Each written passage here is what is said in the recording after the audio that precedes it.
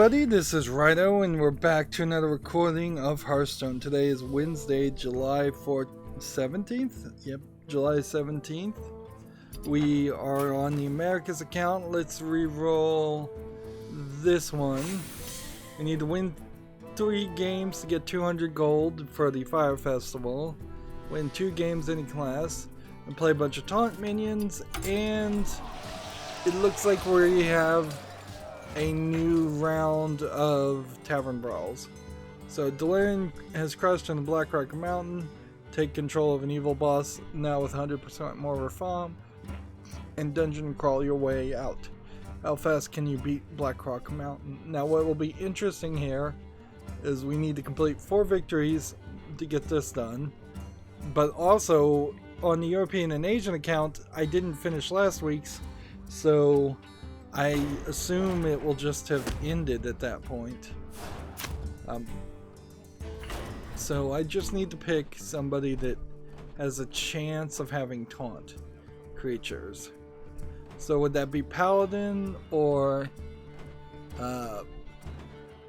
Priest? That's pretty much your only options. Maybe Druid. Let's go with Paladin, play as Dr. Boom, and move on from there. Now, I don't have a lot to talk about as far as what I did over the past couple days, because it was Amazon Prime Day, also known as the 50th anniversary of the first lunar landing. It seems weird that they would put Prime Day on that anniversary or around that anniversary and not either sell it as an important, we know what we're doing and we're celebrating the lunar landing every year with these sales, but instead they just have the sales and like there's no iconography or implication that they're even believing it. It almost, if I was to put on a tinfoil hat, makes me wonder, does the CEO of Amazon or somebody else big in power in Amazon.com not believe in the lunar landing, and maybe there are conspiracy theorists about that, or you know, it could be that they just have such a huge ego that they want to be bigger than arguably one of the most significant projects as far as space exploration and science in the past 50 years, at the very least. I want to get this on the field the next turn, so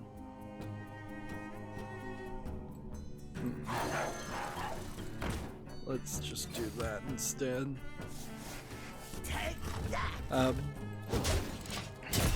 So yeah, looking through Amazon Prime Day, I said in the last stream that there usually aren't a ton of great sales on Prime Day, but I make a big deal of it anyways because it's a good example.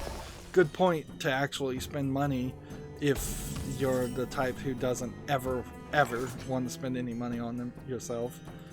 By which I mean, like, you don't buy anything that you need 4 or 5 years into needing that thing. So did that put... I guess I put 2 extra copies in. Not 4.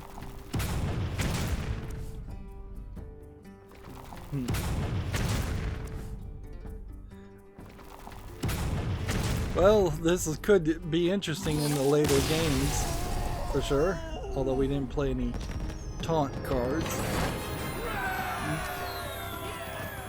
So, while there was a lot of things on sale, not a significant amount of them were things that I personally needed, and a lot of the lightning deals weren't that good. A lot of the deals weren't that good. It doesn't seem like, for the 2 or 3 years I've been looking at the Prime Day sales, that they're getting much better. And not a lot of the deals are slickdeals.net. Now there is a sale that may still even be going on now, where you can get a Samsung Galaxy 10e for a pretty cheap price of $500 for an unlocked phone. That's a pretty good deal. But also Best Buy has a somewhat better deal if you're activating a new account and new line for, I think, the same phone. So it kind of gives the indication that the 10E might be on the verge of getting replaced, or with maybe, I don't know, an 11E or a 10 different designation. 10E is missing the curved screen and a slightly less powerful CPU, I think, but it's not really a bad phone by any means. It's probably at the bottom end of top tier phones, flagship phones, as it were. So that was a kind of a good deal. There was an excellent deal that sold out so fast I wasn't even able to purchase it. A entire swing set, like a child's play set. It had 2 swings, a tower you climbed up, a slide, a climbing net, I believe, also. Just something that was worth $1,000 at retail. Or at least it was labeled as a retail of $1,000, was being sold for 61% off, down to about $350, and it sold out in a couple of minutes, and I was going to get that as a gift for someone who actually needs a swing set, and this has actually promised their kids a swing set, play set thing. But unfortunately it sold out so fast that I couldn't even get around it. People saw it coming, for sure.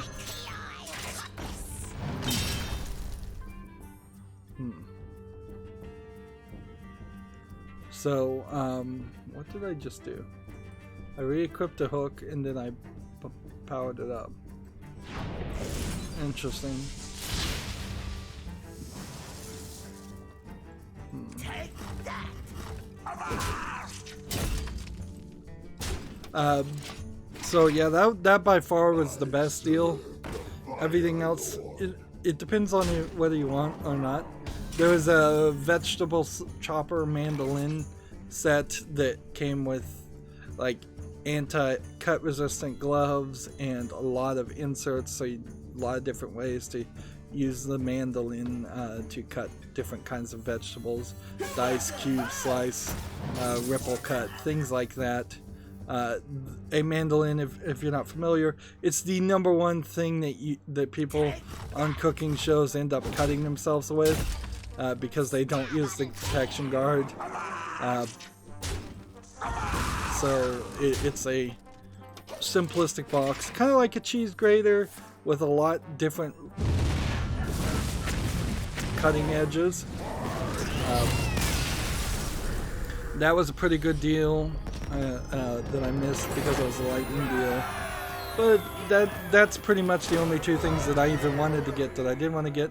Now I did buy a electronic device that I was hoping for competition in the video doorbell set, and by that I mean competition that isn't all just top tier Ring doorbells or Nest Hello doorbells, which were being sold quite a bit.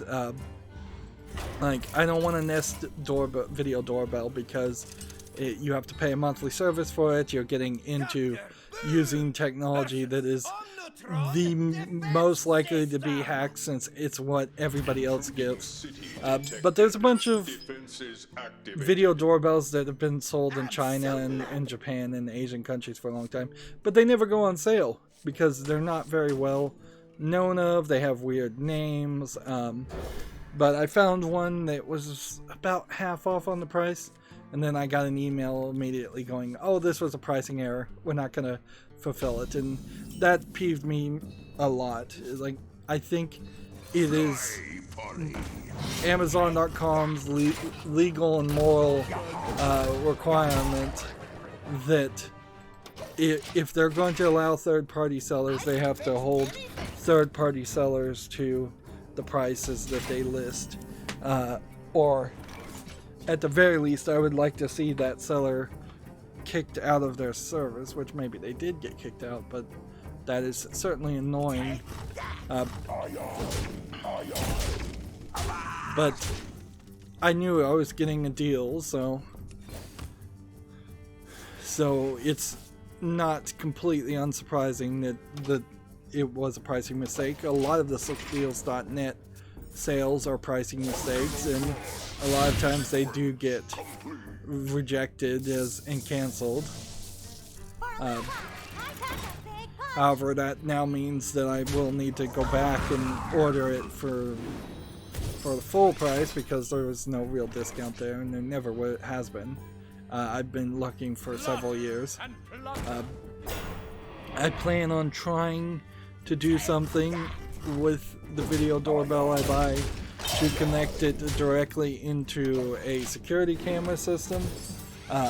That way, the video doorbell acts as just one of the cameras on a 8-channel camera system, and integrates that nicely. But the two technologies are definitely very separate from very different groups of developers that don't communicate well with each other, clearly, and there's a good chance it will work, because theoretically all it is an analog video signal coming out and an analog RCA audio signal coming out. It's just a weird wire, so I would just have to make an adapter wire, well, two, to integrate the two systems. But yet, who knows, it might not work too, and there is always that potential that it will just blow up the system.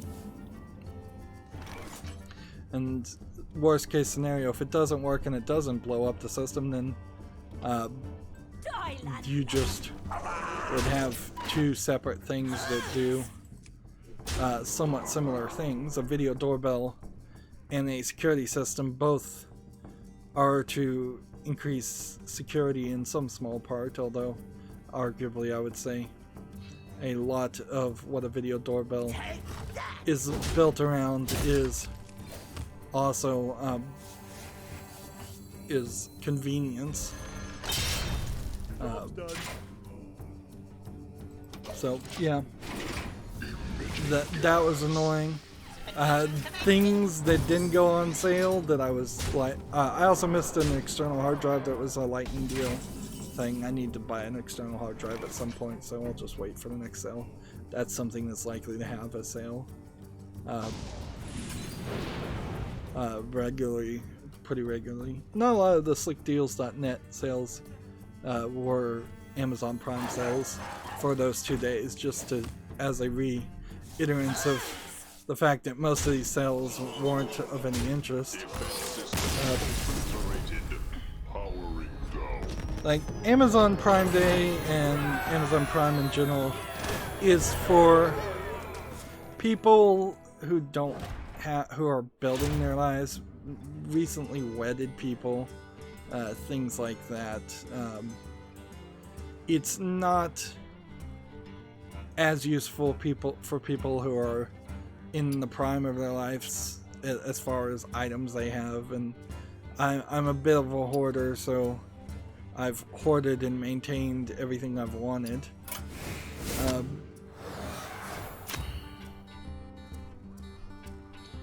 So yeah, there were some things I got, but I got a new internal SSD for my computer, so theoretically now I'll have more than enough space to record video to. The question will be, do I want to try to move my current SSD installation of Windows to the installation of the new disk? I think I'll probably first install the SSD, which is an M2 stick, Evo 970 Evo Pro, I believe, is what I got. 500 gigabytes. So still not super big. Like it kind of is just falling right in line with what I would have right now, because I have like a Samsung Evo, probably 840 or something along that line. So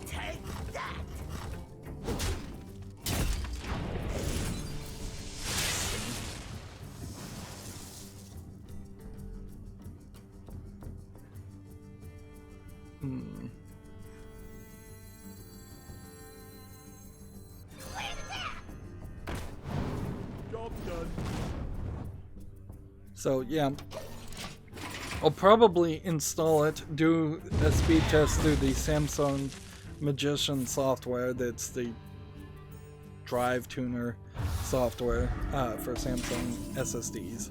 See what the difference in read and write actually will be, and then I'd probably have to get something that could do a Linux style direct disk cloning copy. It's not something that it would be inherently recommended, but yeah, if I can move everything over to the new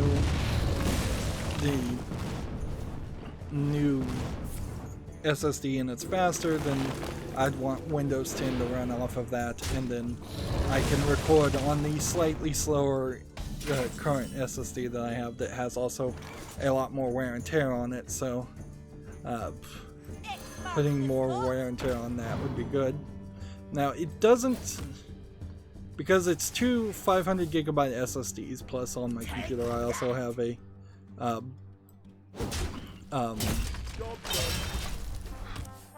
I have a regular hard drive that's, I think, about 4 terabytes. You could still run into issues where I'm recording a long series and I've filled up the old hard drive completely, and that worked in some weird way to make me want to use both of them. But that wouldn't be, that'd be a very unique circumstance anyway, so I don't think I should have to worry about that too much.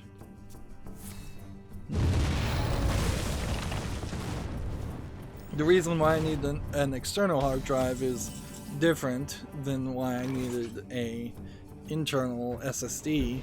The external hard drive is to get back to fixing my backup server, which the problem with that is that the RAID array I have set up is just not well designed and configured.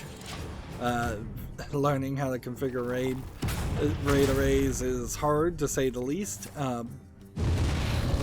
and so I want to remove all the data that is somewhat corrupt. At least some small portion of it's corrupt, and so it's proving even more difficult as we go along to try and fix that.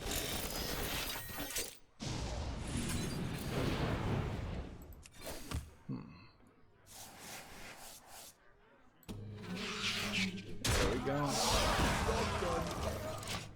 This would do 1 to 4 damage to our enemy.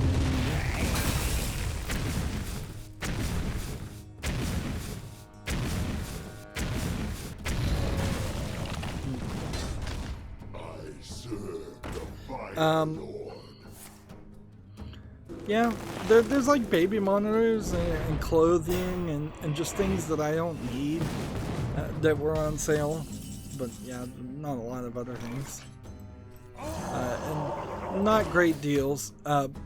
What I can say I noticed this year compared to previous years is it seemed like there was considerably fewer items on sale this Prime Day in total. and considerably fewer gadgets and STEM, science, technology type things on sale. I did not see a Arduino kit per se. I didn't really see any Raspberry Pi cases or sets. And in previous years, there had been sales around that kind of stuff, and it isn't. I feel that there is a chance that Amazon.com is trying to de-emphasize itself as a singular. Let's see. Well, I'm gonna die. But how is this gonna work? Because if I kill these guys, will these guys happen first, or will these guys happen first? This is an interesting test. I could end my turn and run the chance of him drawing a bomb, which odds are kind of good. Or I can do this now, and then there's a chance that these would activate first and kill me, and there's a chance that these would activate first and I'd win, or this is just all going to be a tie. So we're looking for... we kind of don't care who wins the brawl.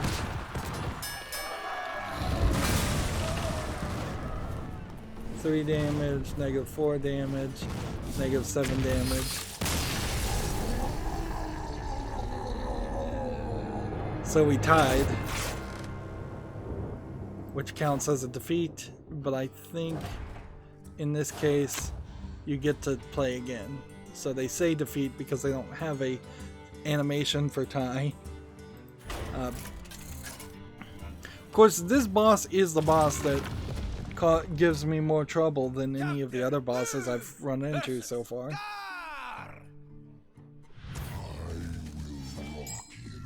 Yeah. Yeah, it does feel like Amazon.com is focusing not even as a bookseller like they originally were, but as I don't even know what the best description is. That they're focusing more as a clothing / maybe a little bit of movies, maybe a little books, / some other items, but not too many other items. There's definitely a decreased interest in being your one-stop shop, and you frankly could go on a few online shopping trips to Amazon.com and get less reception or not as good of a experience as going to Walmart.com. Just because, yeah, that would be how Walmart's going for more of that super center feel. And as far as computer components, sadly you still have this issue in which you might be better off going to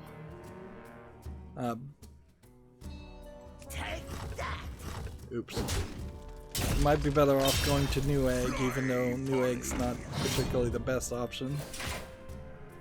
Job done. Alright, let's start covering the news because I don't have a clue how long we'll have today.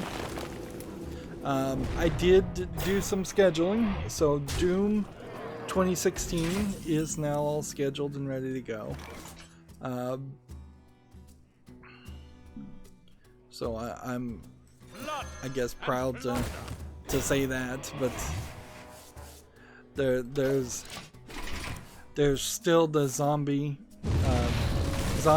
U needs to be scheduled, and the Steam fall list cleanup needs to be scheduled, and a bunch of Hearthstone episodes need to be scheduled. I'm thinking there will be a kind of large build up. Let's see. Go ahead and just do that right in this turn.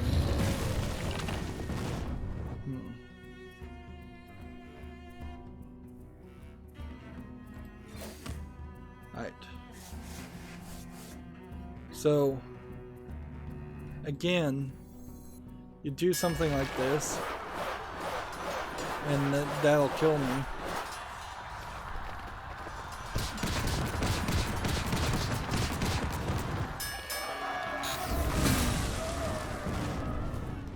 Yep, I just killed myself for no reason there.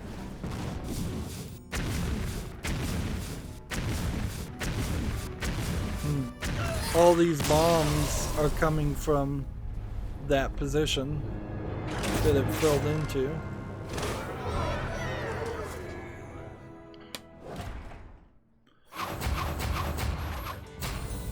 Alright.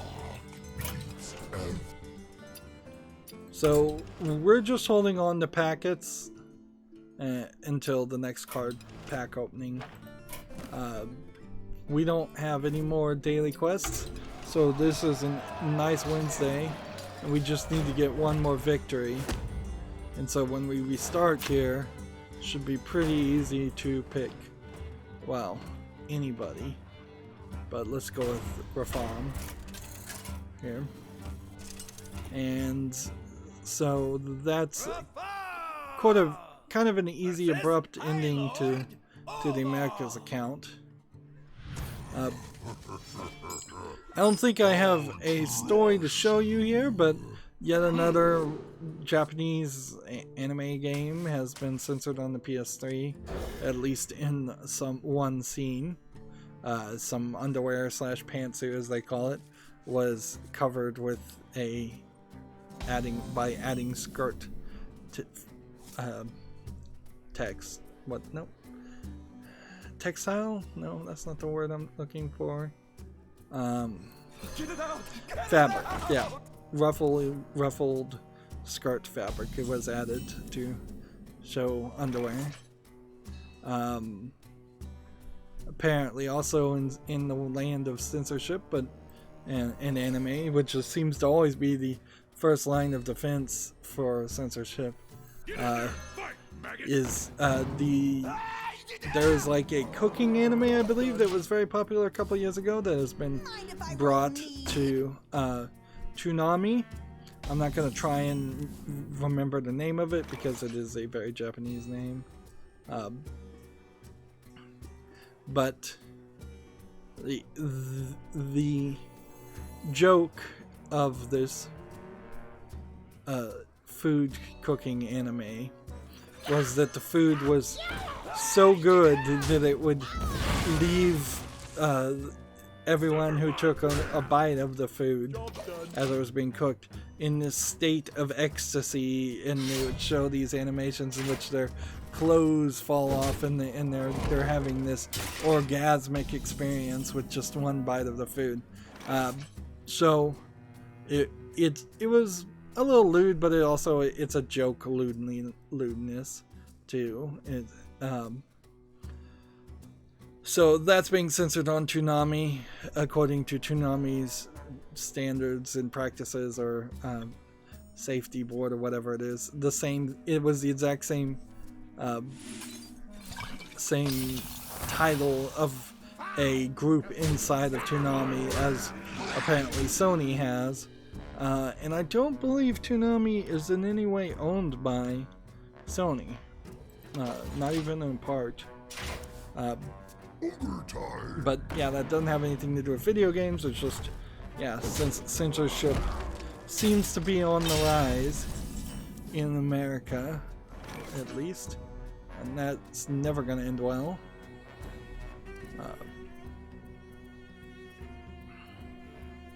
Deal 3 damage, draw cards. I'm not ready.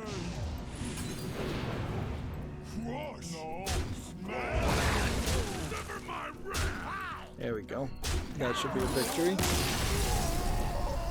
I'm trying to think if there was any other stories that didn't come up through my regular news sources. clearly there is a slight problem that my regular news sources of Gamatsu, Gamasutra, and Tech Raptor are not enough, because there are stories I pick up otherwise. In the world of YouTube, it seems like at least 3 people who worked with Yogscast are now no longer working with Yogscast because they were being creepy. Although perhaps I've heard that some of the people that quote-unquote worked for Yogscast were more volunteers, and there was just, it was an organization in sense that you could very easily enter it, and that was that. Ooh, this is interesting. It did not finish that Tavern Brawl, so we can just continue the Tavern Brawl, I guess.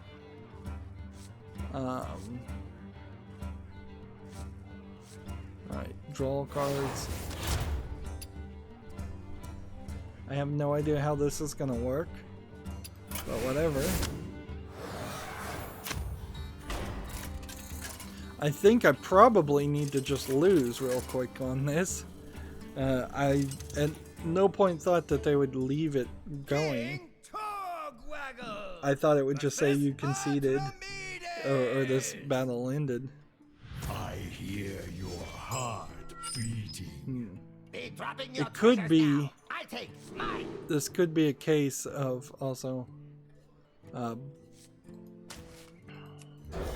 the European account not rolling over to the new Tavern Brawl yet, but that would make sense. So this is the guy who, his weapon gets stronger with every card you play.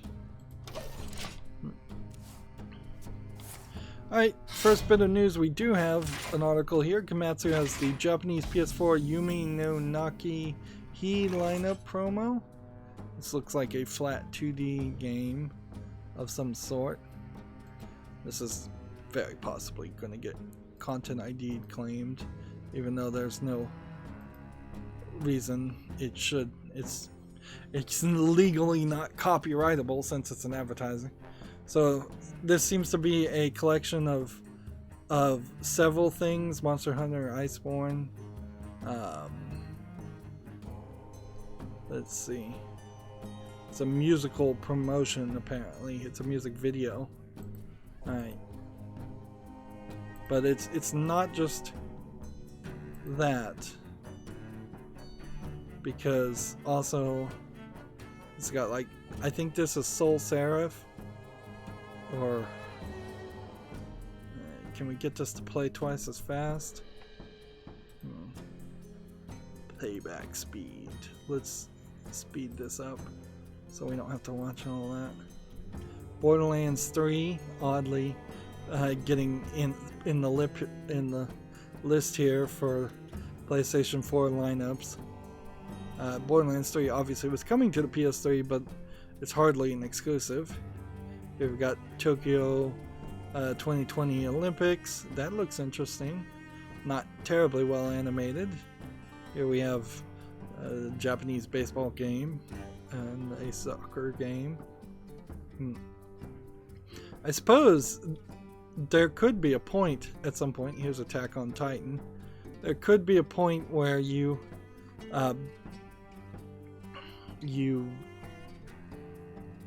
had enough FIFA fans leave FIFA and move over to some of the Japanese soccer football games. Many of them are good. Here's a Gundam game. So I think we've heard about most of these games. Fortnite. So there's going to be just Sony PlayStation trying to get more Sony fans, particularly Japanese Sony fans, to buy more PlayStations and play more games on the PlayStation. That lineup is oddly almost 100% Western style games, and until you get to the end here, and then you start to see a quick showing of a few JRPG games. So I would say this trailer in general, at best, is going to hit 50% Japanese games versus 50% Western games, where clearly this is a Japanese-centric ad, so it should have done a much better job than that. And I really am not seeing any new games in that video, and I'm really not seeing anything that would convince the likes of me that it really wouldn't convince me that you're in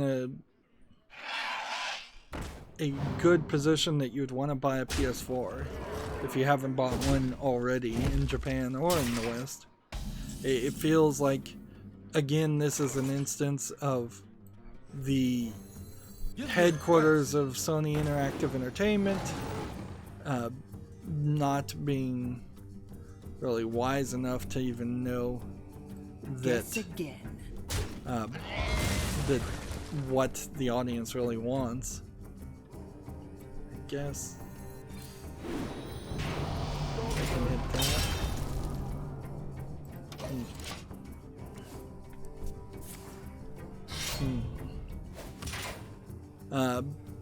No indies are certainly shown. The full list here is Monster Hunter of games that was Monster Hunter World, Iceborne, Final Fantasy 15, Shadowbringers, PixArt, Borderlands 3, Olympic Games Tokyo 2020, the official video game. That's the second subtitle of Olympic Games Tokyo 2020. Pro Yaku Spirits, that's the baseball game. eFootball Pro Evolution Soccer 2020, or PES 2020, and Titan 2 Final Battle Dreams, which is that weird game that's not really a game. SD Gundam G Generation, Crossrays, and Fortnite. And then those are the main things that are shown according to this Gamatsu article.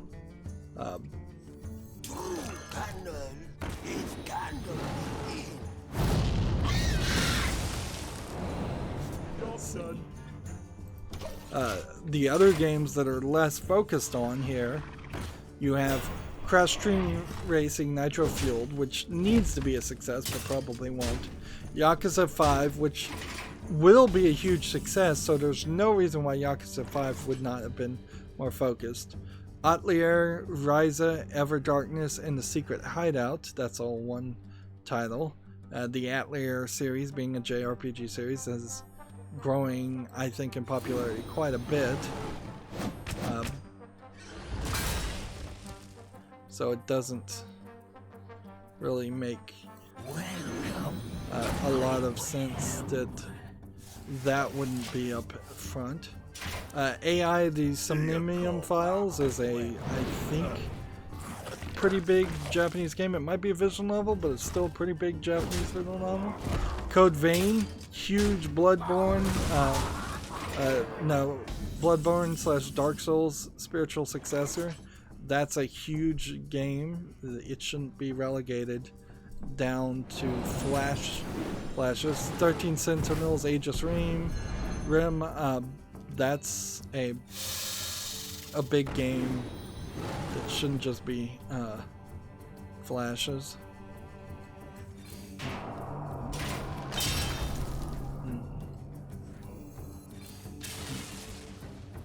Let's see.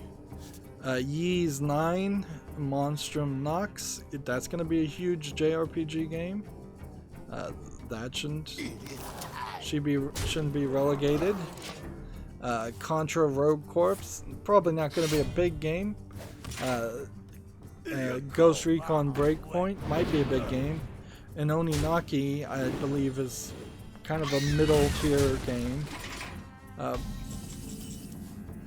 So a considerable amount of Japanese games not being focused on in this video. Is that because they don't have anything to show? It could be that. It could totally be that. But it might also be a case of them, Sony of California, not understanding the Sony of Japan marketplace.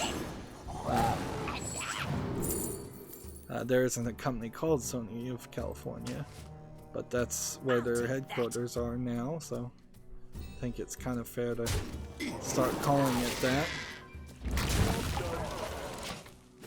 Although if I was gonna get a little rude, I'd just call it SJW Sony. But yeah, let's move on from that.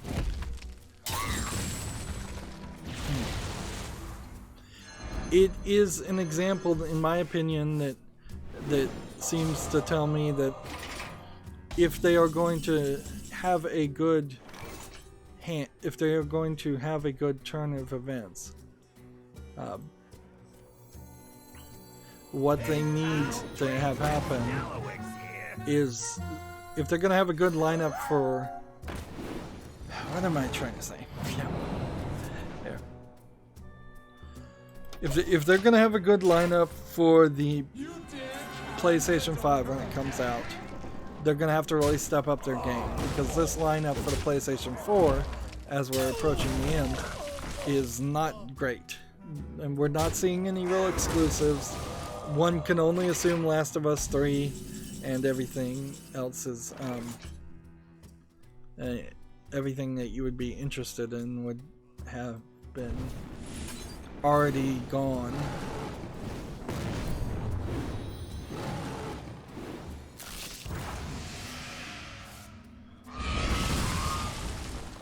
$13 cards or coins. This and this. And 1 and 2. I can't get up to 8 mana here to play this, so all I can really do is do this.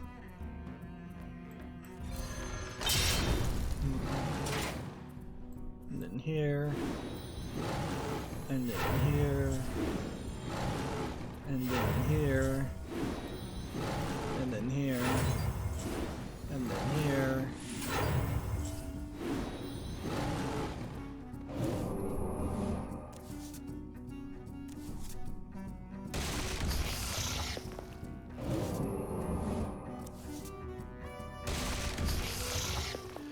I didn't even really plan it that way.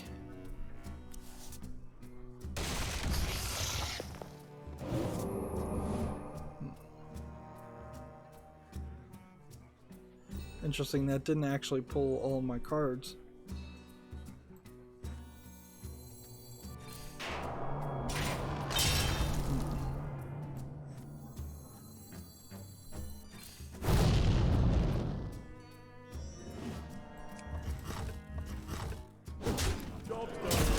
Oh. That worked out way better than I thought it would.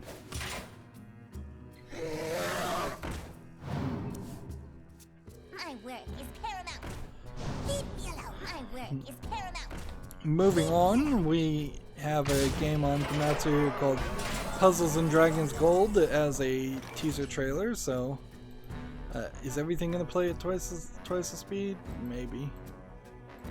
It's a new Puzzles and Dragons game, or a collection of Puzzles and Dragons games.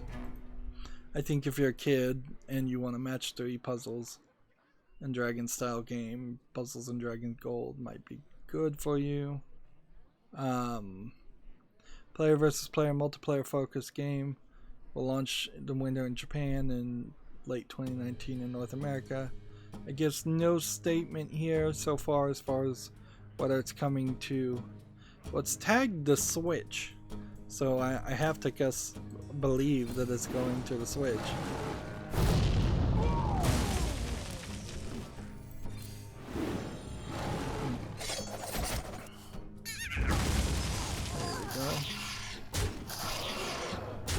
Mikey win there.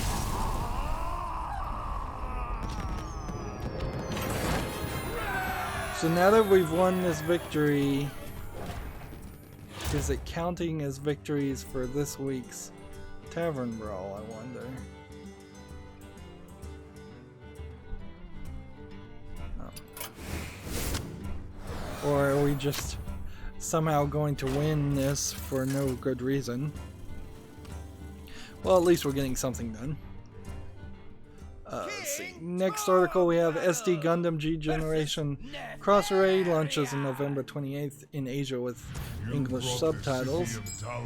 So this game may not actually make it to the West. You may have to import it, but if it has English subtitles, you can probably play it. It's coming out for seems to be for the PS4 and Switch. Would want to see maybe some gameplay, but if it's called G Gundam, I'm assuming it's kind of smaller, cutesy characters, because I think that's what the G Gundam series was about. You can see there's a lot of characters and cards and stats here, and it looks like a lot of this might be just a positional placement strategy game and not an actual fighting game. And these fights may just be cutscenes that you see. Yep. Seems pretty simplistic. I don't think that would be the Gundam game for me, frankly, if I was going to try and get into Gundam games, but there is also, I guess, some possibility that there is no Gundam game for me, or maybe the G Gundam G Generation Cross Arrays tells a lot of the story, and that's why it doesn't have much of the gameplay.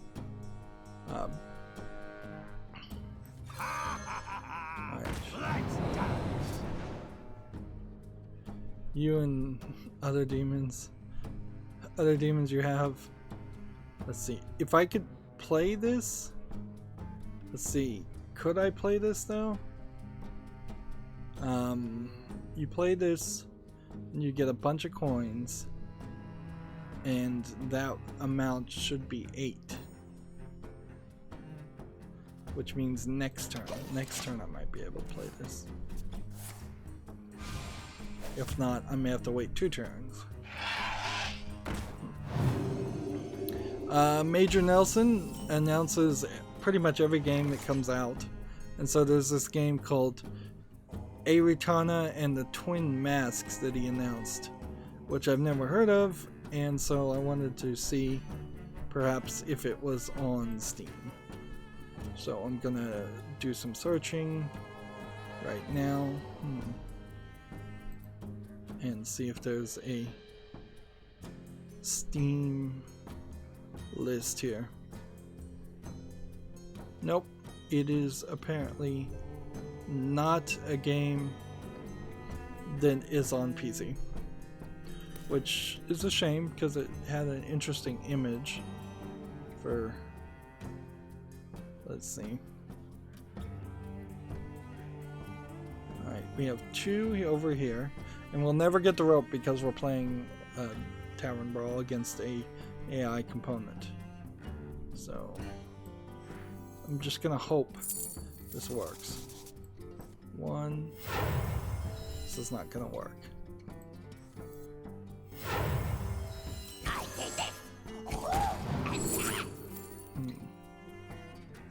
What do I need?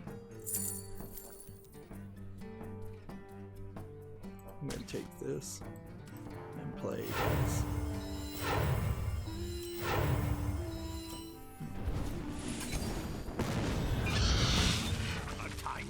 That should work fine. So here we have the image that I saw, Aritana and the Twin Masks.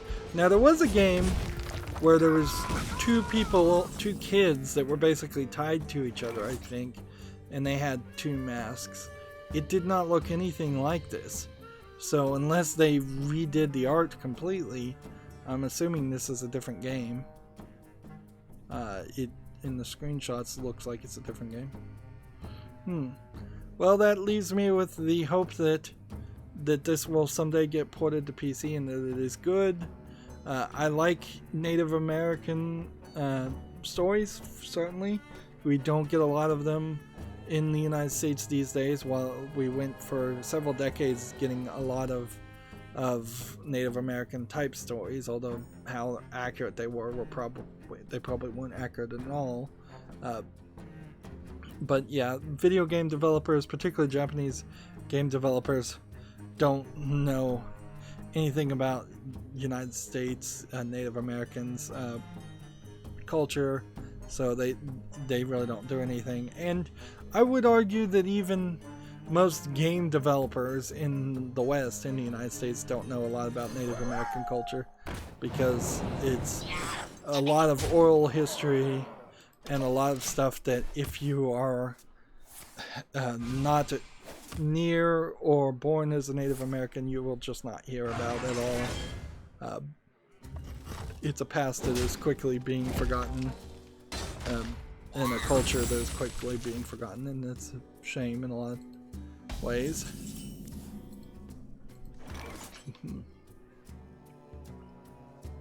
All demons in your hand, +1/+1. Everyone has demons.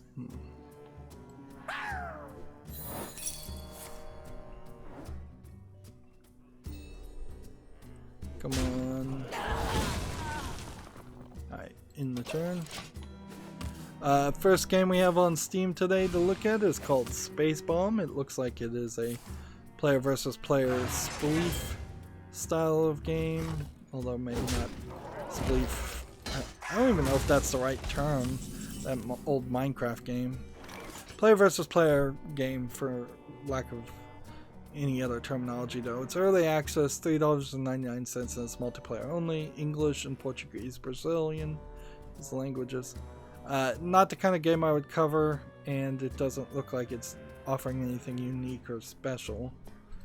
So I couldn't imagine too many people would be super excited about it.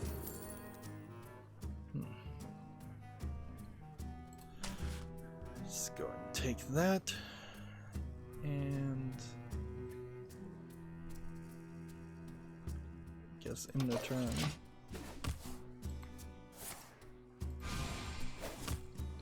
Let's see. Next game we have on Steam is called Dustnet, which looks like it's a very low effort, simplistic textured 3D shooter of some sort. It kind of feels a little bit like Res Infinite, if Res Infinite was just done really, really badly in a black space void. But yeah, otherwise I don't like what I'm seeing. It's discounted to $5.09, and it's only multiplayer again and English only. So no indication here that it requires VR, but it does support VR, and that might have, in a small part, explain some things, but it doesn't really explain enough. That is still kind of ridiculous. Wireframe technology, when the Virtual Boy came out, when they first introduced 3D in the Virtual Boy, was kind of excusable. Wireframe technology nowadays, as this is the 4th or 5th attempt at VR, it is not really excusable.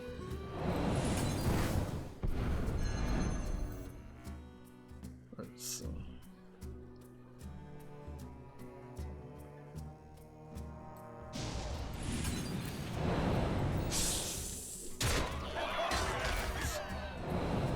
Keep on playing.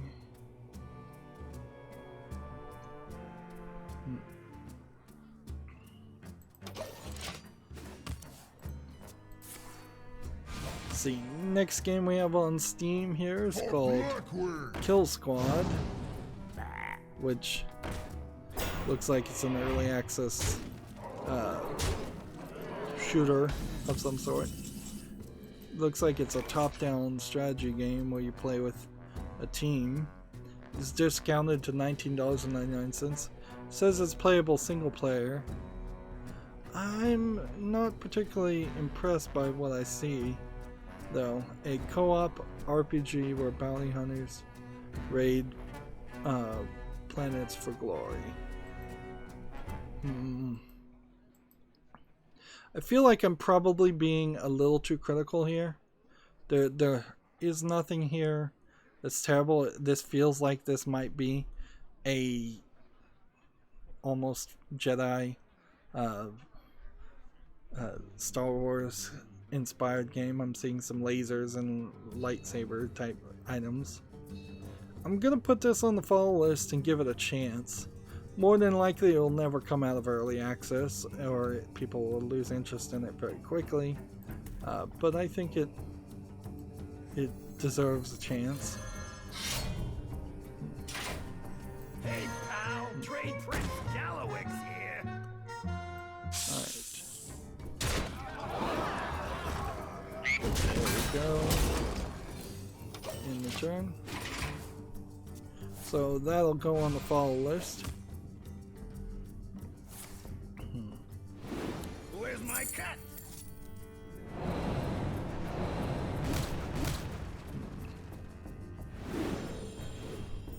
For northward.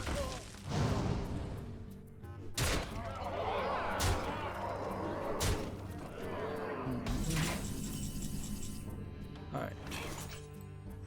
This.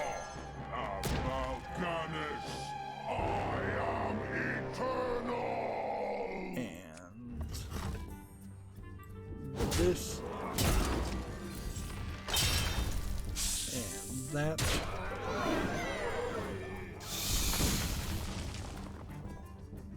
and this,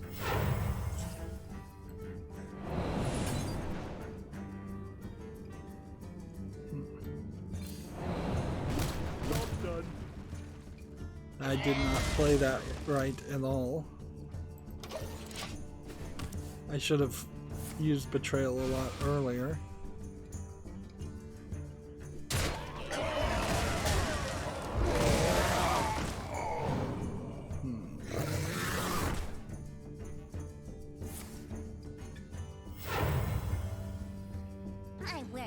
Alright, well, over here we have another game called Let's Sing 2019. I could never play a singing game.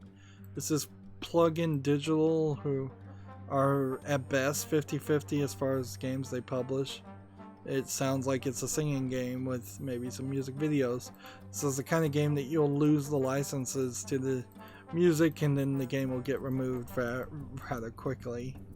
And not the kind of game you could really play on YouTube because it'd get content ID claimed like crazy. It's discounted to $24.89. Single player, online multiplayer, several languages, 10 achievements. Here's a full list of what songs are listed. That doesn't even seem like it's a lot. Like, full playlist is 1, 2, 3, 4, 5, 6, 7, 8, 9, 10, 11, 12, 13, 14, 15, 16, 17, 18, 19, 20. Less than 30, I would say. Less than 30 songs for almost $30. That's not a good deal. And certainly not anything I could ever play with, so I'm not going to bother to put that on the follow list. The doctor is in. Alright.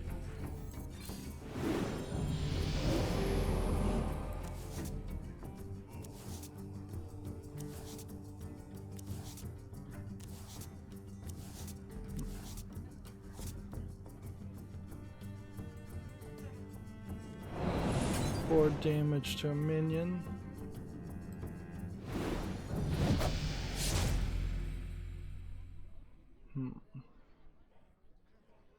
And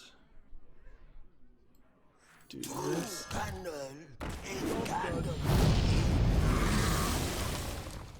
then end your turn. Next game we have on Steam is called Hack Me 3. This is supposedly a hacking sim game, I would guess, but it doesn't look very good. I think I've seen Hack Me 1 and Hack Me 2. English-Russian game. It's probably a Russian troll game, for lack of a better descriptor. If it's not a troll game, it's at least a very low-effort game from the screenshots alone, and not worthy of being put on the follow list. Let's see. This. How much is this worth to you? That.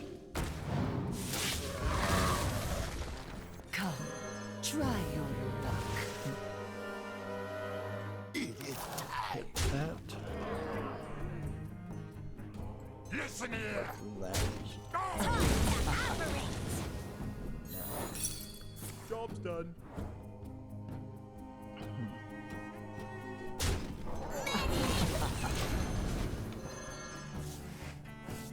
Let's see. Game of Sutra has an article here. Good Old Games puts Heaven's Vault up for sale after declining to sell the game at launch. The CD Projekt owner, storefront Good Old Games, has walked back an earlier decision about Inkle Studios' Heaven's Vaults, announcing that it has changed its mind and will now sell the game on the platform. In a statement picked up by PC Gamer, Good Old Games Global Communication Manager, let's skip past that part. We don't need to read this entire article word for word.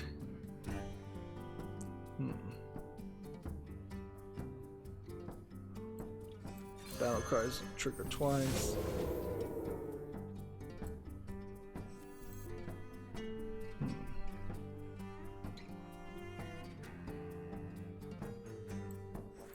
Couple lackeys. Battle cry.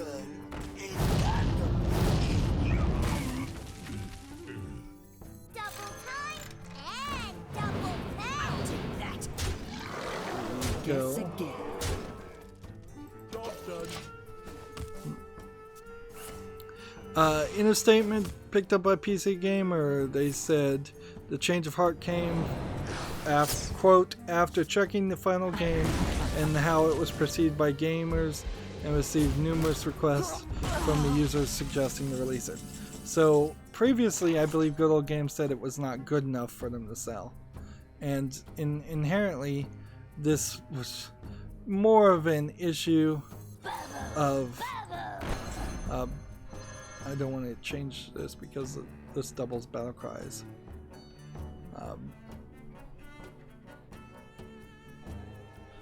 This was an issue of Good Old Games trying to make itself look like it's a curated, nice experience when really it's just not equipped to handle selling everything at the same time compared to Valve and Steam, who can handle, at least to a certain level, everything that comes out.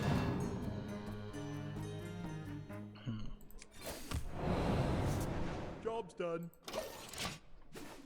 Let's see. Inkle launched Heaven's Vault on PC and PS4 in April. Good Old Games turned down the game at the time, telling Inkle co-founder Joe Hedfrey the game wouldn't be a good fit. They gave reasons stemming from their experience playing an earlier build of the game and what they think the audience wants. Humphrey, the co-founder of Inkle, told PC Gamer shortly before the game's launch. Both then and now, Humphrey said that a platform like Good Old Games can make a huge difference for games created by small studios. So this is a article that could have been misinterpreted, and there were several times as I was trying to read it that I was saying, did Good Old Games own some share of Heaven's Vault, or were they the publisher of Heaven's Vault? But no, this is simply a case of the company, Good Old Games, not wanting to publish or to sell on their storefronts that game for what is kind of no good reasons, or at best you could call them arbitrary reasons. The doctor is in. I guess I could just end the game here, so I should. Meanwhile, I would say that Heaven's Vault, not particularly the most successful game out there. People are somewhat liking it, but we gotta rejoice apparently. So now we need to play Hero Power several times and play Beasts and play 3 games.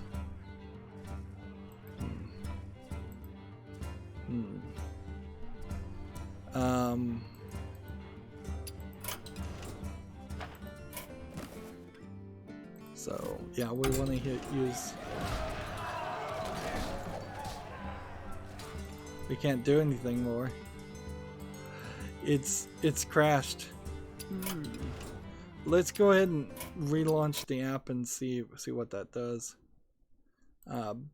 This will be interesting if somehow it crashed completely. Meanwhile, Gamma Sutra has an article. Gearbox wants crossplay in Borderlands 3, but it won't launch with it. Now, last thing I had heard, they said there was going to be a announcement about something big, but it wasn't crossplay for Borderlands 3. Now, the only story I've seen in the couple days since that tweet was out is them talking about crossplay in Borderlands 3. Now, crossplay is still just a PlayStation issue. Like, there's really no reason why Borderlands 3 could not work with crossplay. Maybe they don't have the programming for it, but I doubt that's really the case. Alright. Seems like we're still good.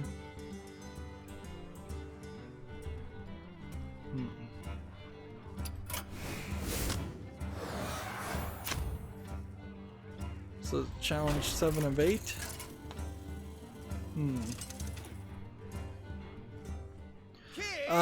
Crossplay, particularly for a game like Borderlands 3, makes Borderlands 3 work better than Borderlands 2 or Borderlands the pre-sequel, because I don't think those games have crossplay. It's getting to the point where Sony not allowing crossplay on their platform is hurting Sony more than it's hurting anybody else, or helping Sony, or helping anybody else. Sorry.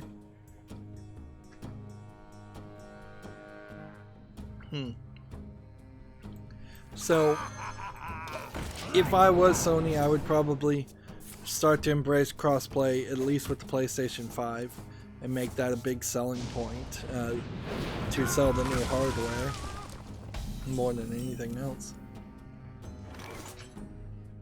Let's see. What did he just do to destroy that?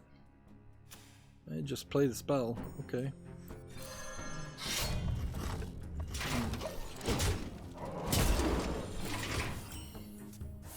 Yeah, the current statement is, quote, crossplay will come, quote, as soon as practicable.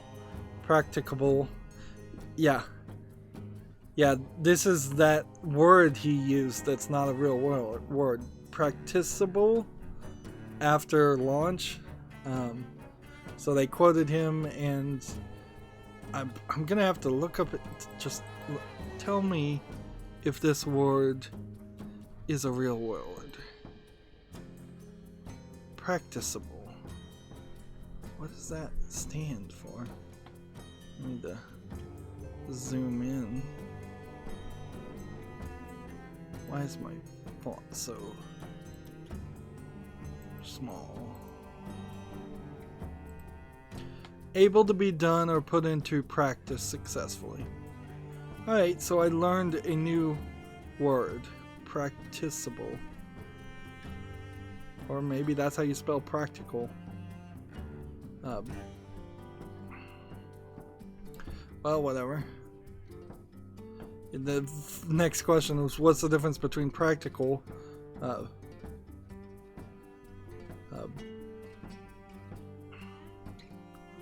So there's a difference there. You could look up if you're interested.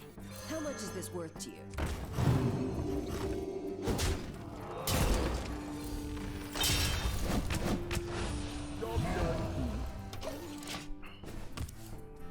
But what's funny about this, however, is this. There's really not in a new. Like he put out this tweet. July 15th, so it's been a couple of days. It said the new announcement would have was going to happen the next day. So the question is, what was that announcement? Because that announcement didn't go by. Nothing. Nobody reported on his announcement at all, by the looks of it.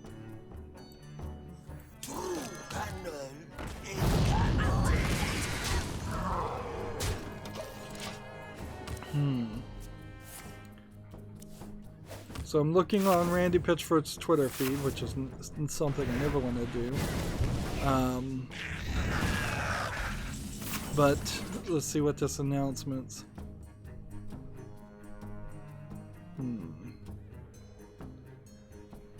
The Nerdist Network is promoting some Borderlands 3 artwork cosplay contests and fan art at the Museum of Mayhem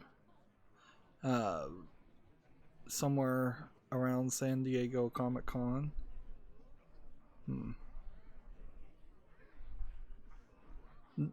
See, there's this trailer that they put together called So Happy Together, which is something. It's just a trailer. You, me, plus a billion guns.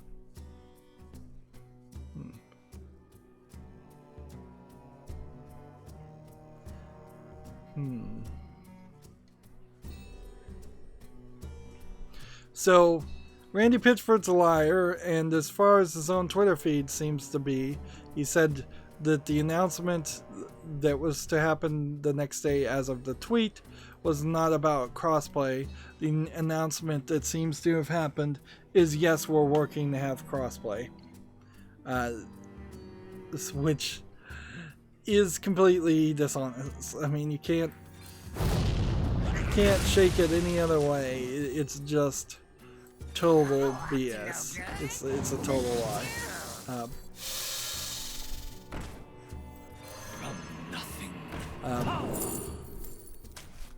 Steal a coin, why not?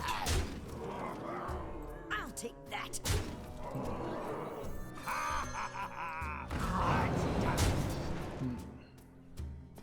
At least that's basically all I can take. If there was some other announcement that was not about crossplay, then I guess I'm wrong. But again, we have to roll back the clock on talking about Randy Pitchford because he did something stupid again. When literally he didn't have to tweet at all. At the very least, he didn't make himself clear as far as to what he was talking about.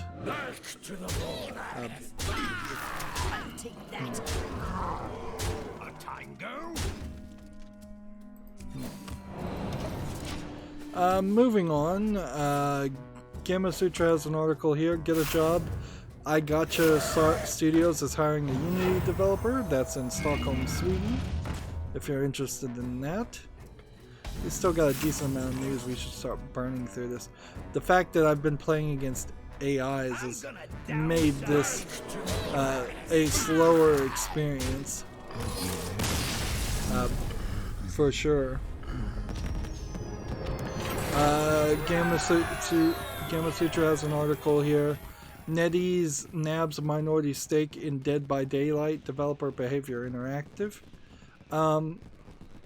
Interesting. So more Chinese companies are owning bits of other companies, although the Dead by Daylight developer is managed to be slightly successful. I don't suspect it will stay successful for very long unless they're deep into development of their next game. There is something interesting I heard that Informa, the parent company of Gamma Sutra, is apparently also one of the two major companies that runs a lot of the conventions and the events that happen. And we know that they run the game developers GDC conference, I believe. But if they run several others, interesting. And in particular, this was stated that it was like anime cons in particular that they might own and run. Now I might be wrong, and there might be two Informas, but it is always interesting and probably smart to look into who's running the show in the background. Of course, that doesn't have too much to do with video games, other than if a specific video game company is blacklisted by Informa and they can't show their games at half of the conventions that happen around the world, that could affect the game industry. There's plenty of smaller Japanese game developers out there that would not be sold booth space or couldn't afford or would never even be offered booth space at conventions. Moving on, Gamma Sutra has an article. GameStop taps the design firm R/GA to help keep its store relevant. I do not disagree for a second that GameStop needs to redesign its stores and clean up their stores and make them look better and more inviting and not like a dirty, cramped VHS rental place. That being said, GameStop probably doesn't have money to really spend on improving the look of their stores, and that's only going to increase foot traffic so much that perhaps it can slightly counterbalance the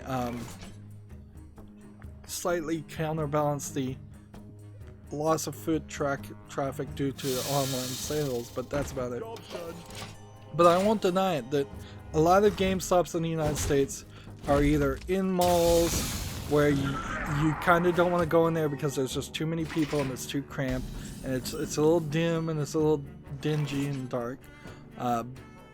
It's not something that I would say feels dangerous, but it just doesn't feel inviting, if that's a fair description. And then a lot of GameStops are in strip malls, so you would have to stop in the strip mall where there's no other reason why you'd want to be there, and you'd have to go into these areas that are getting a little dark and dingy. Generally speaking, I think if you get to one that is its own independent store and not in the mall, you tend to have a slightly bigger, relatively speaking,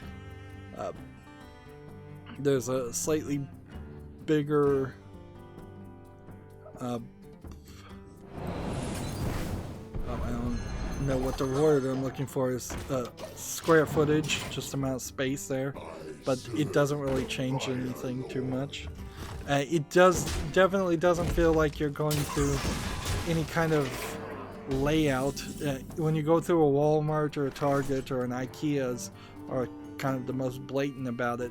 They have a path they want you to follow. There is a loop around the store that they want you to take. Whereas in GameStops, it really isn't that. You you can walk right up to the counter in most GameStops, which is not what you would really want people to do. You'd want to make them walk all the way around in a loop to get to the counter and then leave relatively quickly from the counter to the exit. Let's see. Alright. Here's what I'm gonna do. Going to play this.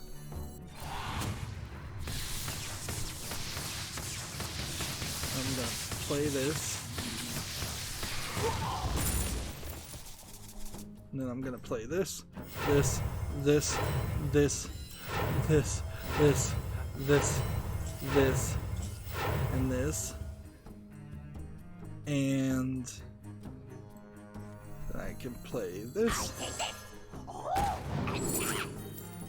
And then I can play this. And then I can play this. And that'll be 24-24. And we can win the next turn. Let's see.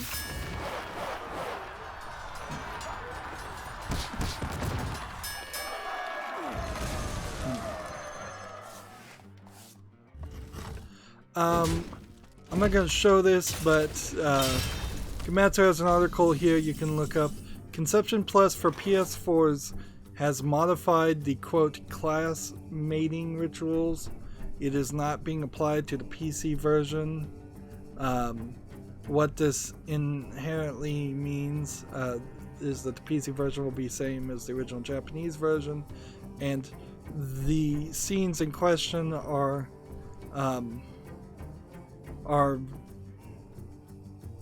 anime girls in states of undress, I imagine, of nudity, total nudity, but with glowing light, so there's actually no detail being shown. It's important to remember Conception Plus is a story based around the idea that you are dating and mating with a collection of people to unlock star children who are going to save the world. So the entire storyline is an adult storyline from the beginning. So this is a game that I don't think will be teen plus. It will be M, if not potentially even going close to adults only, although I imagine it will just be rated M. So it's silly and ridiculous that a game that is targeted to, very obvious and blatant about its target audience being adults, to have that censored is ridiculous. It is another example of Sony and the PS4. Silly mountain is more like molehill. Interesting. It took me 120 hours, 54 minutes, and 33 seconds apparently to beat Ragnaros in 60. I don't know why it was counting that number, and it didn't tell me it was counting that number. I didn't know I had to do it in less than an hour. Ooh, but I did win a card back for doing that.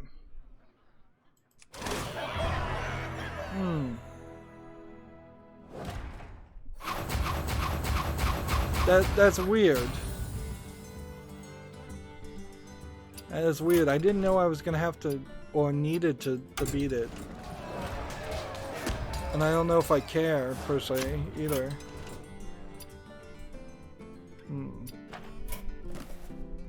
Meanwhile, we need hero powers used some more, and we need some beasts. So let's play Hunter and see if that clears out some things over here.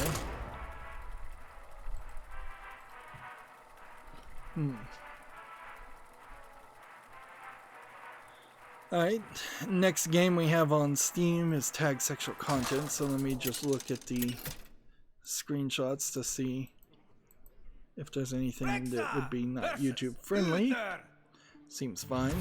We have a game here called Blood Opera Crescendo, which you see there's this thick border around it, and it's not even out yet, so I don't know why I'm looking at it. It looks like it's probably an RPG Maker game with a different art style, but I don't know if I can really call this a good art style or not. This might be a new kind of Western art style, and that might explain some things. Otherwise, it may just be a bad game. The good news is, since it's not out yet and it doesn't have a release date out, it's something I don't have to actually consider. I'll just consider it when it actually comes out. So let's go ahead and get rid of those two things.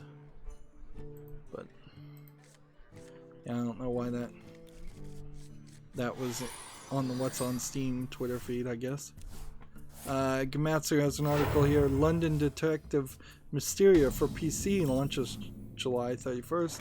This is a otome, meaning young maiden, visual novel.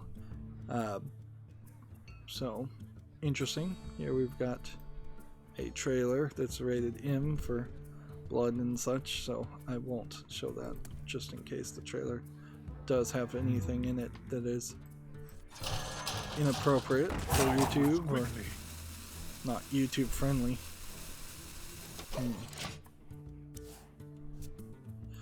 Speaking of YouTube, turns out a lot of comments now all of a sudden are getting flagged as spam.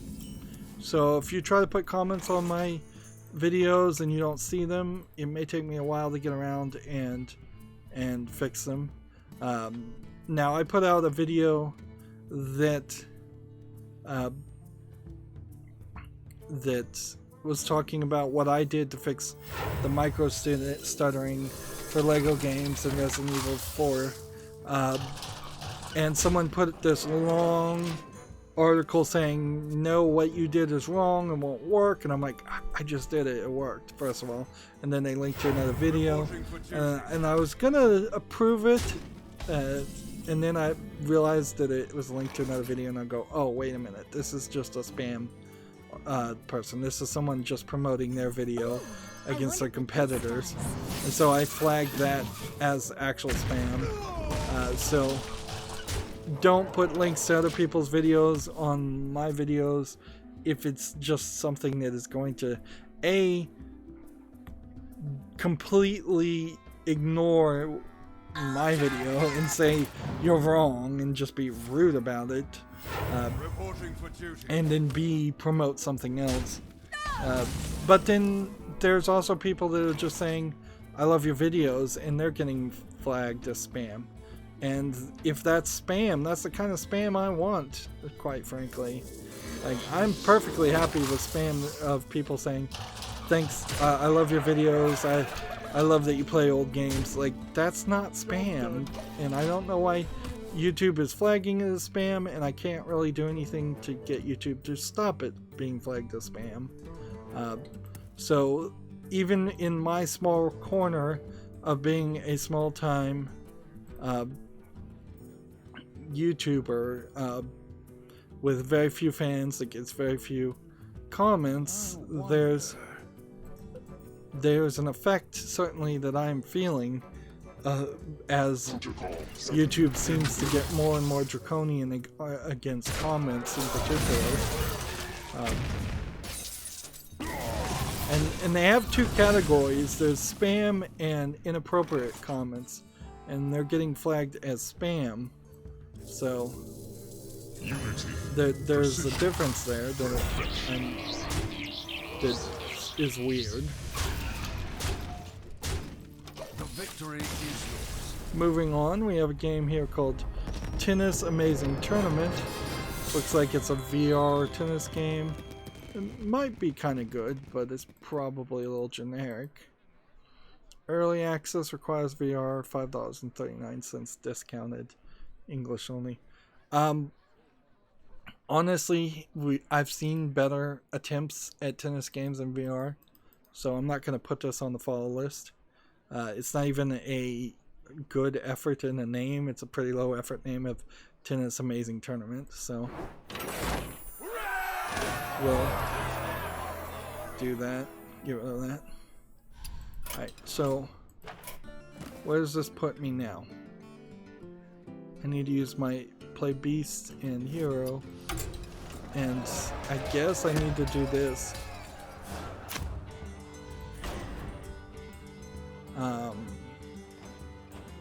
We'll play as the druid.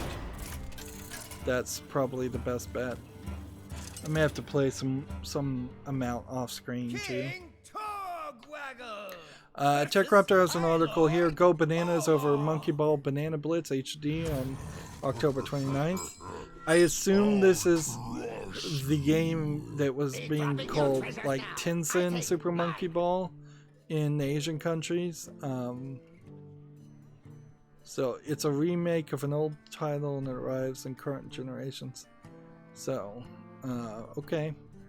A remake of the old Super Monkey Ball games is not a terrible thought. They probably are a slightly physics-based game because you're rolling a monkey and a ball around to solve puzzles. So updating the physics and putting that on a smoother engine with tighter controls makes some sense. Of course, it might also just be an extremely low effort remake that doesn't do any of that.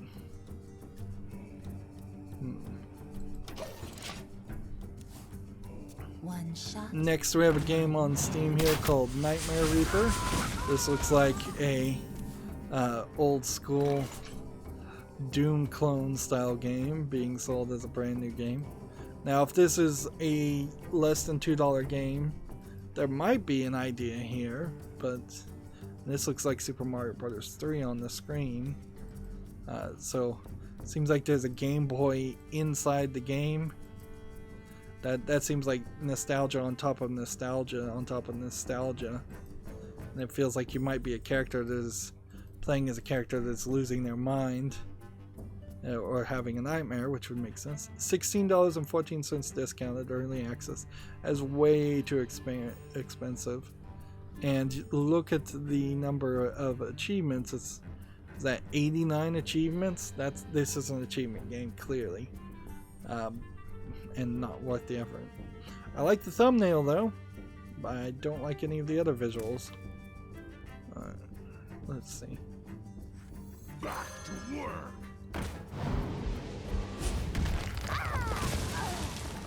In return, Mind if I roll need? let's see. TechRaptor has an article. Resident Evil 5 and 6 launch on the Switch just in time for Halloween. So, yay. Nobody really wants to play Resident Evil 6, but Resident Evil 5 is decent enough. Now, playing these games on the Switch, I don't think the controls would be any better, because by the time 5 had rolled around, the Resident Evil series was more going for an Xbox controller or a PlayStation controller layout. It was only 4 that was originally designed for the Wii nunchuck. If you put 4 on the Switch, which I think it already is on the Switch, and you're using the Joy-Cons like you would a Wii nunchuck, there might be something to that. But even in that, there is a pretty big chance that it's not gonna No problem. work well for you. Yeah, let's just do this.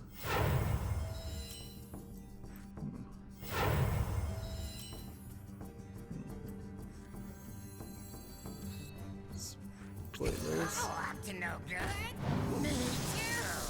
And then this. And this. This. I could have killed this guy, actually, I'll take that. but I guess there's no need to. We're gonna win. Back to work. Yeah, we are in a weird position with now the Switch Lite One shot. not really allowing you to use the Joy-Cons like Wii's. That destroys any ability to play an old Wii game, but they weren't really doing anything with that ability anyways. So whatever. Also, I believe that they have announced a better battery life switch, which that seems weird too, that you would make a version that very well could just be a giant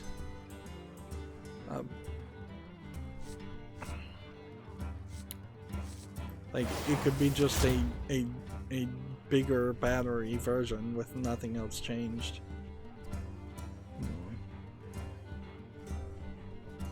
Let's see. Gamatsu has an article here. Control, the game Control, side missions and gameplay and screenshots. Collect samples of an unusual mold from the Bureau Professor. I really wish they'd start labeling in quotes or something the names of all games as the names of the games get crazier and crazier, or in this case less proper nouns. I think officially at this point we're getting too hyped on the game Control. There's a decent chance Control will be a bad game. It's always worth mentioning that. It's like there's a decent chance that these games that are getting overly hyped may be mediocre at best. And so we need to see it come out. I don't think it's going to be too long until Control is actually out, and we'll start seeing some real reviews of people who played it, hopefully from beginning to end. Next we have a game on Steam here called Atrium, which says it's a board game, but these animations tend to make me think it's just an asset flip, like 3D game. I guess maybe there's something to the, maybe it's making a 3D model of the board game, but I don't really see the point of that. This looks like this is just Cars Corone under a different title. Do I want to play Carcassonne? Yeah, I believe it's the actual name of the game. I always mispronounce it. $22.49 discounted. Single player, multiplayer, English, and French. I'll put this on the follow list, but I'm being rather generous. That is a really high price for a Carcassonne clone. That seems like it is just directly stealing that idea. Now, maybe Carcassonne stole the idea originally and Atrium is the original, for all I know, but that's still a high price for what is a board game.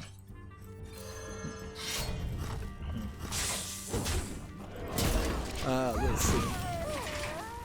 Gamatsu has an article here. Super Monkey Ball Banana Blitz HD coming to the West for the PS4, Xbox One, and Switch on October 29th, and PC this winter. Updated graphics, optimized control schemes, and a new minigame and online leaderboards. That's pretty much everything you would probably want.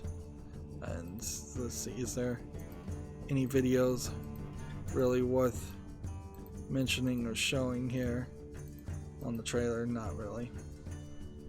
Alright, so this is probably a really good time for Sega to announce a Super Monkey Ball game when there's literally nothing else being talked about or spoken about. So it's a really dead time. It's a great time for any company to come out and say, hey, actually we're gonna re-release this game as a remaster. So put it on your wish list now, and then people will forget about that announcement when we start seeing more games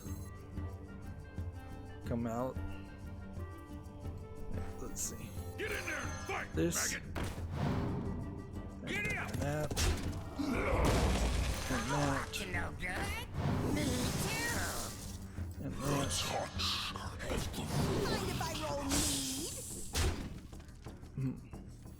Double time and double Fill the field with this. TechRaptor has an article here. Tetris Effect will make its PC debut on the Epic Games Store next week. I did not realize that the Tetris Effect game was not on PC, which kind of sucks because I definitely would like to play Tetris Effect. In fact, it would really clean up my wish list if I were to buy Tetris Effect and then not have to buy some of the other Tetris games that arguably aren't as well received. Of course, the fact that it's going to the Epic Store means that it will potentially take 6 months to a year before it comes to Steam, but I can certainly wait for a Tetris game. It's not like there aren't other ways to play Tetris if I was desperate. Tetris Effect, in fact, is probably a great example of a good game that it does not equate to a system seller, or in this instance a platform seller. I doubt very much that anybody would move from Steam to making an Epic Store account just because I wanted to play Tetris Effect.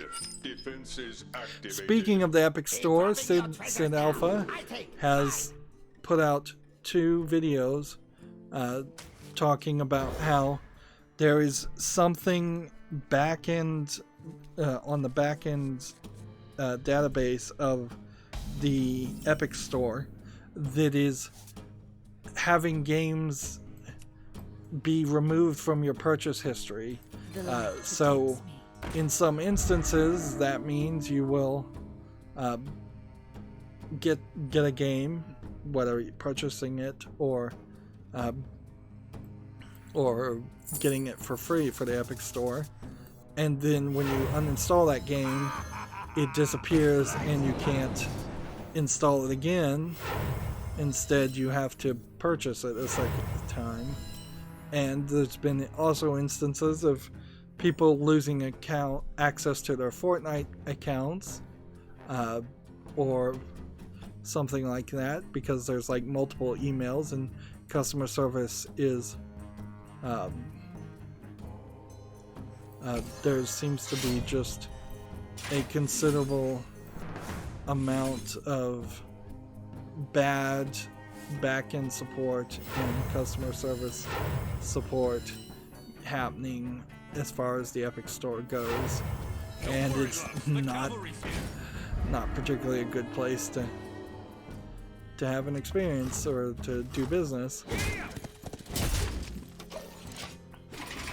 I don't want to every single time I have to talk about the Epic Store point out that the Epic Store is awful. Unfortunately, there's new news and new reports that it's awful.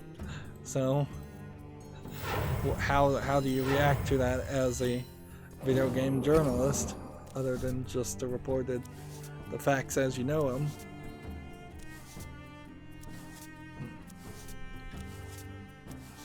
I'm gonna hit this. I'm gonna play this. And then I'm going to play this. I fight. Another game is coming out for Xbox One that is Torchlight 2 with a pre-order bundle. I don't generally cover games coming out to Xbox, but Torchlight 2 coming out is definitely an excuse for me to potentially play Torchlight 1 and show that off, and potentially also work my way towards playing Torchlight 2. A tango? I fight. Suffer my wrath. Here we go.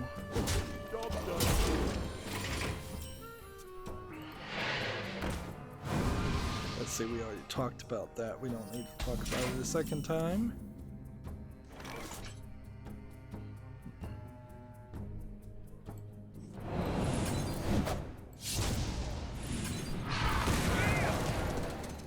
There we go, another victory. Am I using my hero power enough? No, I'm not.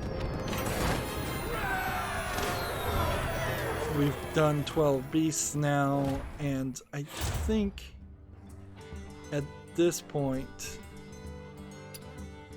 we need to probably call it a day for the European account, and we'll leave this for Friday. Let's switch over to the Asian account and see what state that is in. While we're doing that, we have a game on Steam here called Round Rooms, which seems like it is VR Unity asset flips of Round Rooms. You have 60 seconds to look around, I guess, and then memorize everything. This would be a game I would be terrible at, absolutely terrible at. There's just nothing here that would work. 99 cents for the price, a bunch of languages supported. It does not have VR, so it looks like a game that was designed for VR. But since it isn't, it's just you're looking at a round room. This feels way too much like an asset flip game than it does a true attempt at making a memorization game. And even if it is a true attempt at a memorization game, it's not something I want to play. Now on the Asian account, we have Challenge a Friend. So this is, if this person, I don't know what they're doing right now that I can't challenge them or view them. There you go. Challenge a standard deck. Please say yes. Alright, well then remove the person if they're not gonna do a challenge a friend. We don't need them as a friend. That's the rule. So I may struggle to find a challenge a friend. We need to play some high cost cards, we need to draw cards, and we need to look at this tavern brawl.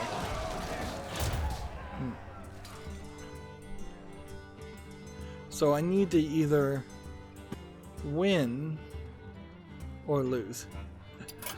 That's the two options here. Is I need to either continue playing these all the way to the end and finish the run for really no reason, because my time will be huge, or lose because then it will move to the new weeks of tavern brawls. Let's see. I'm suiting up. And let's move on to the next thing. Gamma Sutra has an article here. Kickstarter has suspended the funding campaign for an online game, Raw, over honesty concerns. It's supposed to be a sandbox MMORPG inspired by GTA Online and Rust. Let's see what's the quote here is. Our rules and guidelines ask the creators seek to raise the amount of money needed to bring a project to completion and fulfill any rewards, said the Kickstarter representative. This Kickstarter stated in an update that you would need to raise additional funds outside of Kickstarter to complete the game. We require projects to be honest and clearly presented, and the project failed to meet that standard. Raw amassed $193,332 with 3,983 supporters when it was suspended, beating its funding target of $78,818, which is to say that is a really small amount of money. Unfortunately, this issue is kind of the way Shenmue was done, and it's been the way a lot of the successful developers have succeeded on Kickstarter. They've succeeded because they've just straight up lied about like how much funding they really need. They ask for $300,000 when they really needed $1 million. Once they get that $300,000, they find a publisher. The publisher gives them the rest. I guess perhaps this is an instance of the developer themselves being maybe a little too honest, and if they had hidden the fact that they knew that they were going to need more money, they might have been in a better position. Let's see. There's a quote here from the FAQ, it seems. It says, quote, "Of course we need a lot more than 79,000. The minimal comfortable about is about 300,000. We said earlier that there will be several fundraising campaigns." End quote. So, yeah. This might be a good thing, though, because this might be the beginning of Kickstarter really caring about how things play out, and how honest the campaigns are going forward, which can only really in the long run make Kickstarter a more viable and reasonable option, whereas right now I 100% don't support anybody supporting a Kickstarter. I think that is just the insanity of a pre-order of a pre-order of a pre-order, and so yeah, I don't think that would be a smart move. Let's see. Did someone say Bob? Job's done.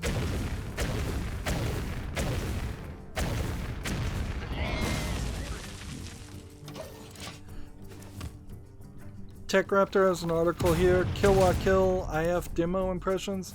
Rock, paper, scissors, sword. I'm not going to show any of the screenshots because almost every screenshot of Kill La Kill is going to be slightly lewd and showing a little bit of skin. So, because that's what the anime was all about. Actually, most of the screenshots have been handpicked, I guess, by Tech Raptor. The final chapter in this story, which is all you probably need to read, says it kind of obviously and easily. The final chapter says, "If you're a fan of the story, it seems that you'll get all that you want. Maybe even a bit more when compared to the visual novel storytelling in some of other anime titles. The covers challenge is fun, but feels like a tacked on gameplay mode. There will be those that enjoy it, but it mostly seems like it's there to add variety or maybe even foreshadow some later fight in the story game. At its very core, the mechanics of Kill La Kill IF are solid. It's a fun mix of all-out anime combat and some footsies as you try to bait out your opponent into a move you can counter and punish." So, sounds like it might be a decent game, which is good news because when you're talking any kind of anime style game, there's a decent chance that it'll be a low effort development. I would also say Tech Raptor is probably not your source for Japanese anime-inspired fighting games. So if they're liking it, that's probably high praise. Speaking of fighting games, apparently, overwhelmingly, people wanted to play Smash Brothers, I think, Ultimate. For the EVO event, by a massive lead. So one would take from that there's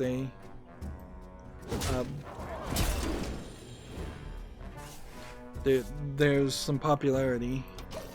But I'm not sure if Smash Brothers Ultimate is the most recent Smash Brothers game. I think it might be, but it might be the second most recent game. Alright, he sealed his own fate there.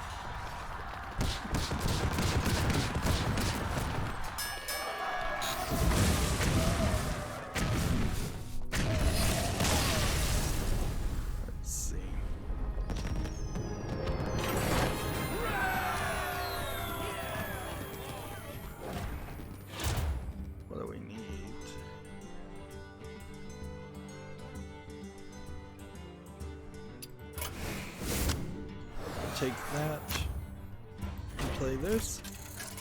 Next we have a game on Steam called Starfighter Infinity. This looks like it's a fly around the space and shoot at things game. That never interests me. Yeah, and I don't see anything visually that interests me about this game in particular. Early access, $19.99 with no discount. It works with the Valve Index. This is the first time I've seen anything labeled as working with the Valve Index. But it doesn't seem like it requires any VR. It's English only. Nope, nothing here really interesting.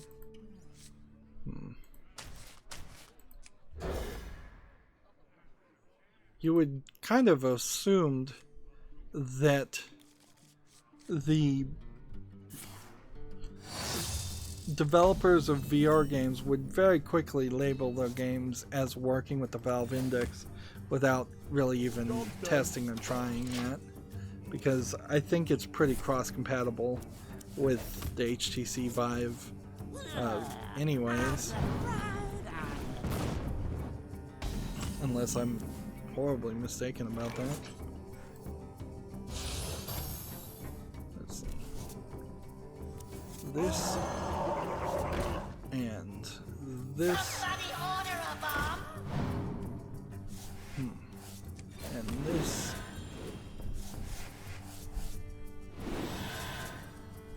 and go ahead and play this. There we go.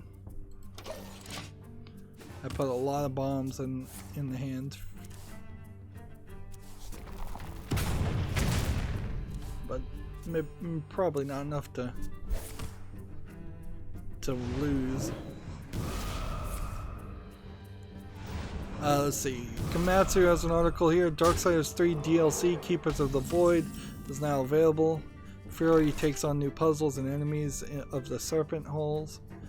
This is basically, I think,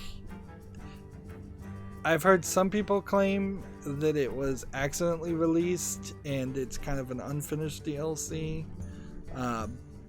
but it might also just be a case of, yeah, the video launch trailer is missing. Might just be a case of THQ not really caring and just kind of putting it out there.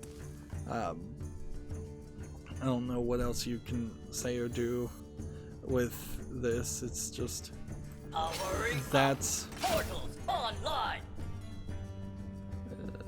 it's pretty much all. It is what it is at this level.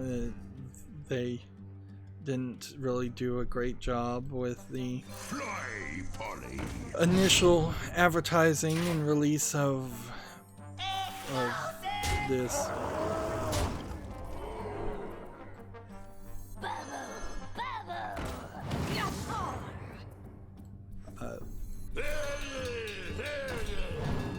Oh, I should have used that. That sucks.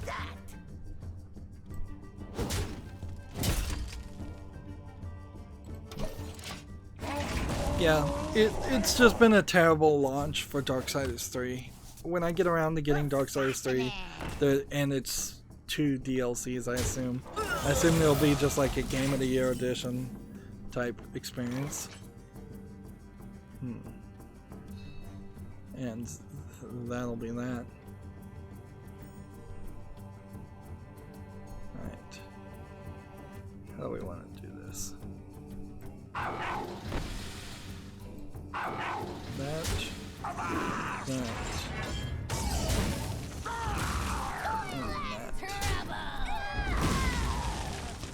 And play that. Play that. I got a bomb for you. Do that. Take that. Listen here. Now, is it worth it to hold on for one turn, or should I just play this right now? Let's just hold on for one more turn. Yep.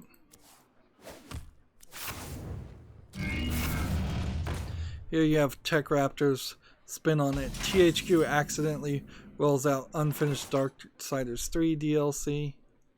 Let's see. The company accidentally rolled out Darksiders' second DLC expansion to some players before it was ready to go.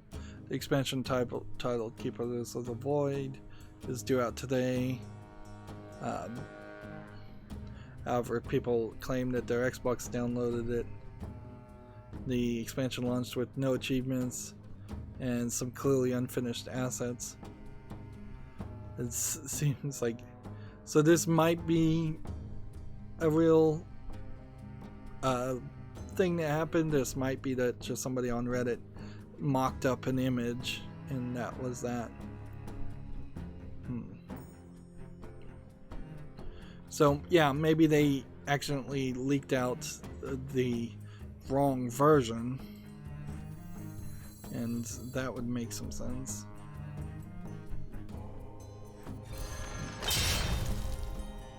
Take that!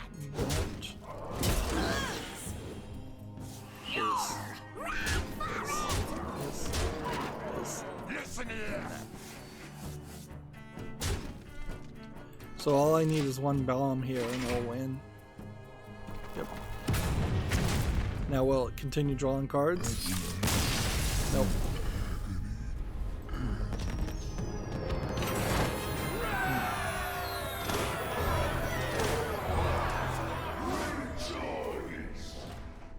So now we need to take 25 turns.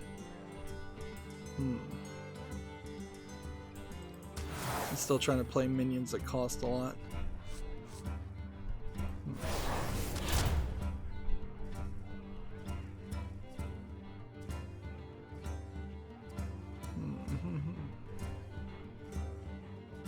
Just play more bomb cards. Here.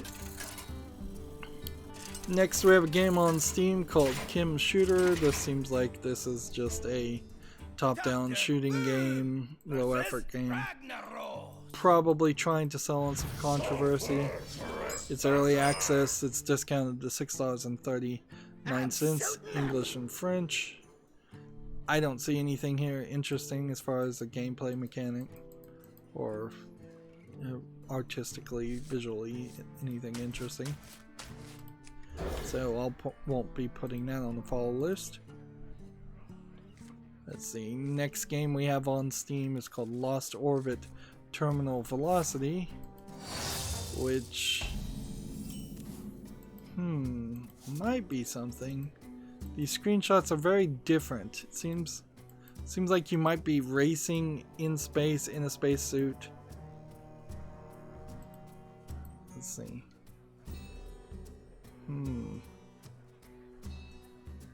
There might be something to this as a racing game. Then again, this might just be a slightly more visually polished Infinite Runner. It's discounted to $8.99. Supports a bunch of languages. I'll give this a follow. We'll see what the people who purchase it and review it think. I'm probably being a little bit more generous than I should be today, but whatever. Gamatsu has an article, Fighting EX Layer version 1.3.0 update launches July 17th.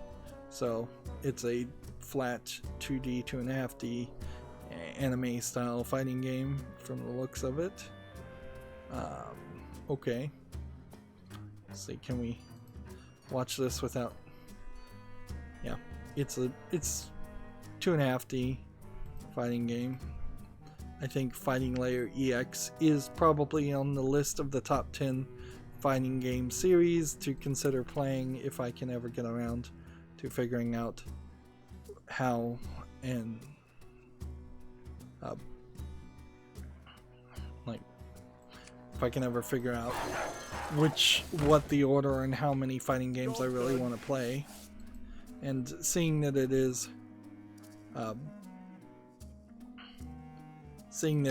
labeled,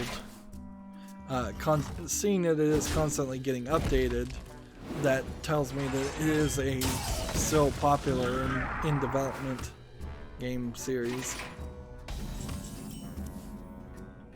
Let's see.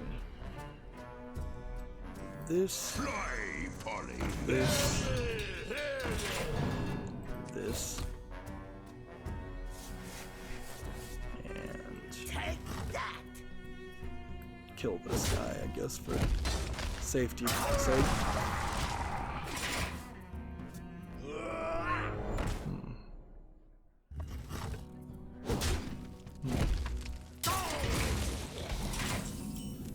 Here we have an article on Gamatsu.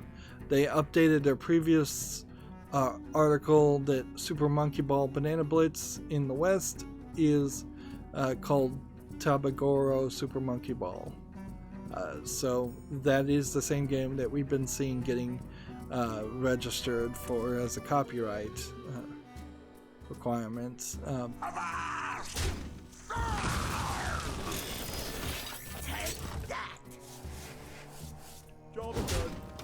So yeah, we don't have two Super Monkey Ball games coming out, just one by two different names, depending if you're west or you're in the west or the east.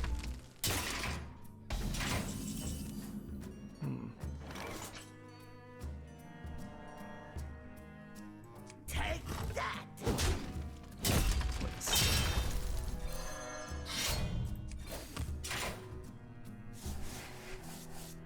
We've got to hope that this works.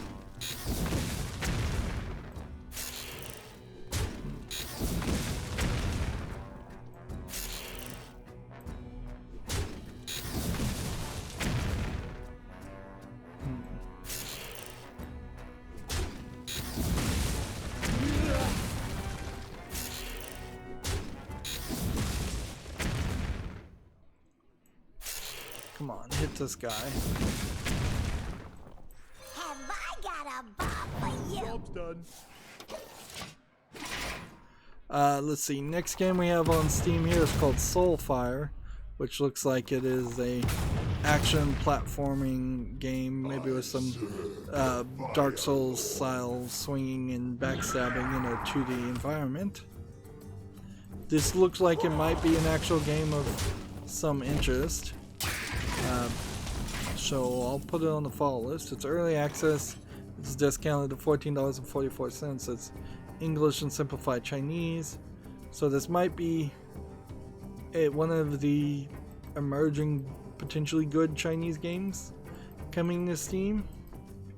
Is this single player? No, it's multiplayer only. Aw, man. I was about to put it on the follow list, but it's multiplayer only, so can't really cover it. Because I don't cover multiplayer games. Let's see.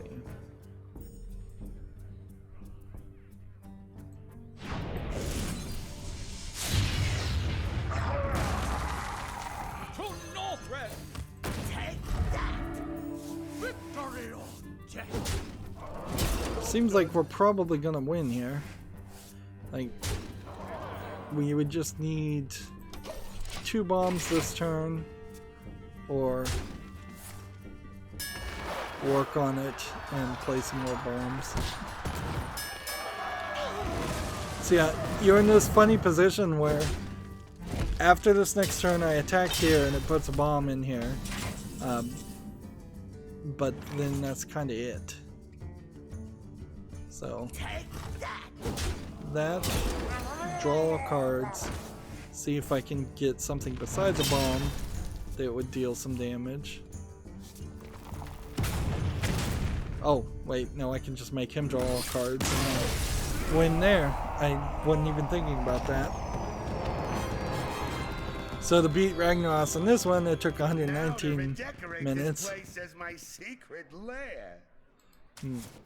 What I think these tavern brawls are doing though is they're doing the equivalent of the solo experiences. So maybe now I've beaten the solo experiences? I don't know. Like, what should happen? So still need to take more turns and still looking to challenge a friend. Let's stick on this for a second. What should happen though is I should be able to go in here and it should start something different, and that's not happening. Friendly challenge. Please say yes. Please say yes.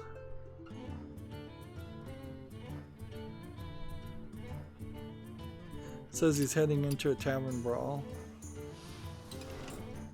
I did say yes. Okay, great. I'm gonna just take over here.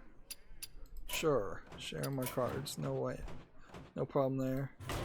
We'll take Mech Hunter. We'll play Paladin. That seems like that will work fine. Meanwhile, we've got a game over here called Medievals, for lack of a better term.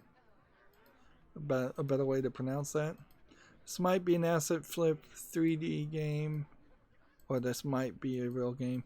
It looks a little asset flippy, particularly when you have what looks like a medieval environment, and then you go through here and you're in a horror hospital environment of some sort. So that's confusing. Single player only. It's discounted to $8.99. It's English and Italian. It's 22 achievements. I'm going to be extremely generous and put this on the follow list, but almost certainly it's going to get terrible reviews. Guess we could watch the video. What's going on over here? It seems like he's taking his sweet time to decide. Is this another instance of Japanese / Asian players on the Asian account? Sorry, saying yes but meaning no, so they're just going to sit here forever and never pick a deck? That might be the case. Might be a connection issue too, but I doubt that's the issue. I've only had these kinds of experiences on the Asian accounts where people will do things like this. Yeah, he said yes out of a weird Asian politeness and then said no. So yeah,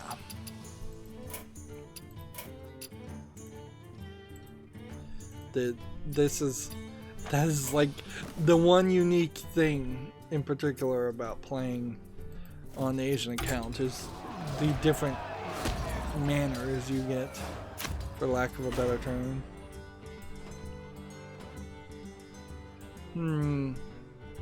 Who do I want to play as? Warlock. Let's just play as this. Sure, why not? Play as priest.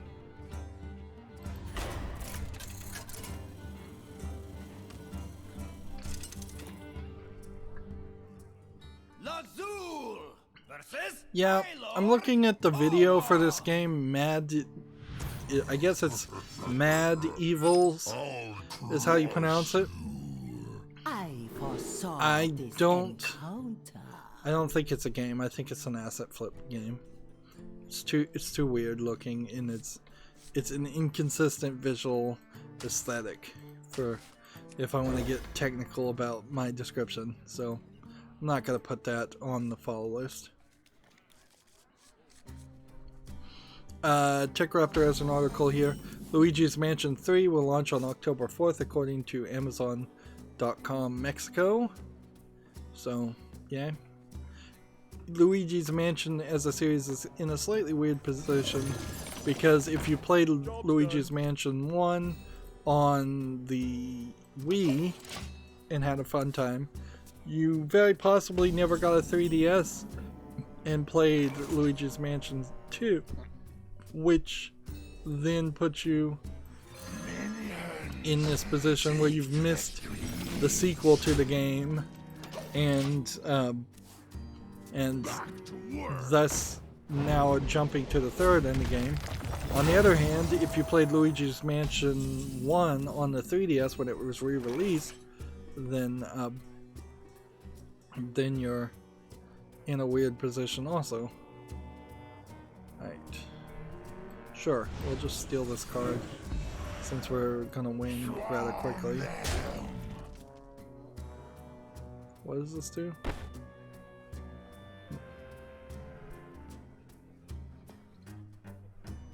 That would have been +2 attack. I could have used that earlier.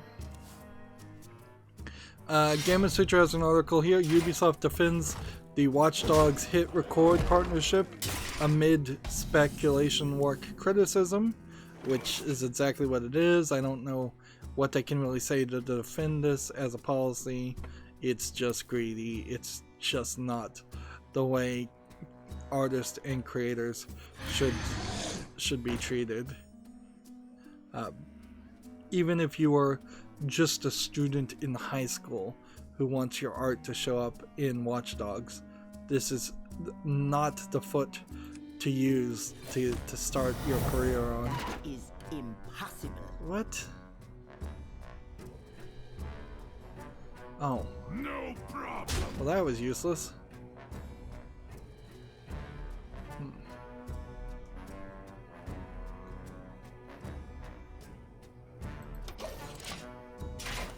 Just hurt myself there.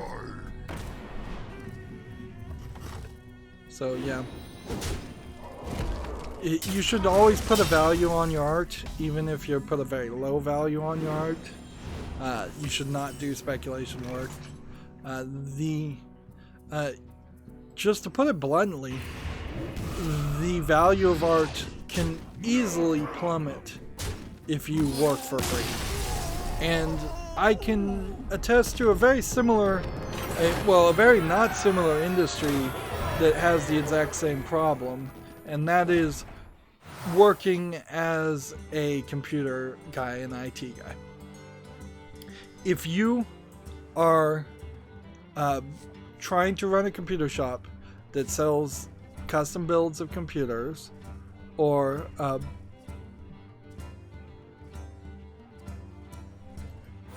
if you are trying to do basic tech support things like scan for viruses and defragment hard drives, backup hard drives, things like that. I don't know how many people actually charge to defragment a hard drive, but if somebody is so computer illiterate that they bring in their computer for you to do that, fine, so be it. Charge a price on that. That whole industry pretty much has been destroyed by what I think were referred to as pizza computer guys. Guys who would fix computers for a pizza. And so you had a whole generation of people who were computer science majors, people who went to college, and they're trying to run their computer shop.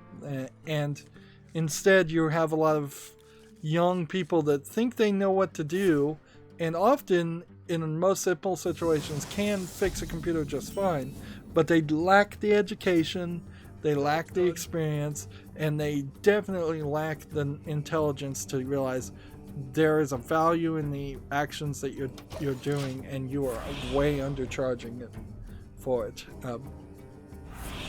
And it was in part with that happening that we started to see a lot of instances where you will get a lot of IT support given to you for free if you sign up for a larger service. So, for instance, satellite TV dish used to just have nothing to do with like mounting TVs on the wall or anything to do with the internet or anything like that, and then they started expanding, going, oh yeah, we can actually for an extra fee do that. Best Buy, at least in its early days, was 100% around just selling computers, and then they introduced the Geek Squad. The Geek Squad is a prime example of pizza computer guys and IT guys, people who were completely unqualified to be working on a computer, getting put in a position mostly for their appearance. And how do I know for their appearance? Because they literally told me when they were setting up Geek Squad, I interviewed for that position, and they said, we don't really care about your level of education, we just want you to wear black shoes and white socks and black trousers so you look like a geek. That's all they wanted. They just wanted the appearance of geeks. They didn't want any intelligence. And Geek Squad definitely put out of business a lot of small mom and pop computer stores, and probably put out a few radio stores too, and electronic stores. I can taste the mana. There we go.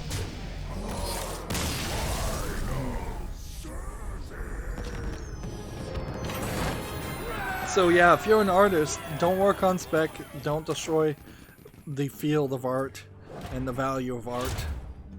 Particularly when art creation requires a ton of downtime to be done properly, and requires a lot of understanding, knowledge, and feeling of emotions, things that are very hard to quantify. It's not just the hour it took you to draw a picture, it's the lifetime up until that hour that you had to live to know what to draw. Moving on from that probably pretty poorly worded rant, TechRaptor has an article here.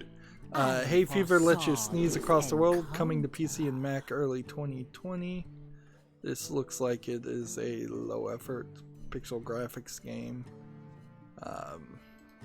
The idea of propelling yourself by sneezing might be a slightly interesting idea, but really that's just Flappy Bird again. That's kind of all this is just Flappy Bird again. So I am unimpressed by this hype article, for lack of a better term.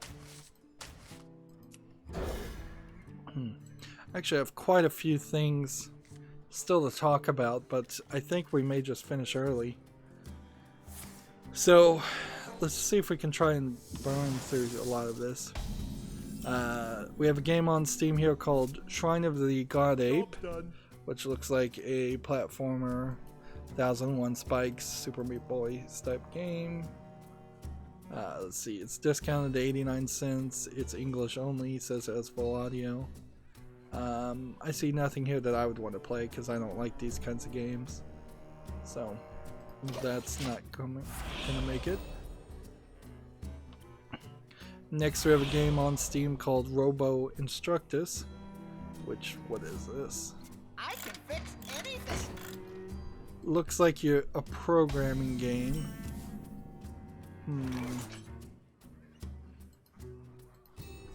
Another programming game.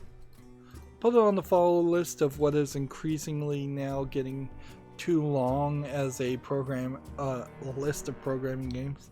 This is discounted to $10.39 and English and several other languages.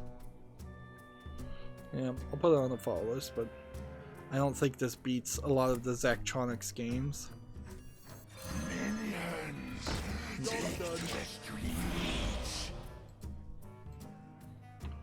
Let's see.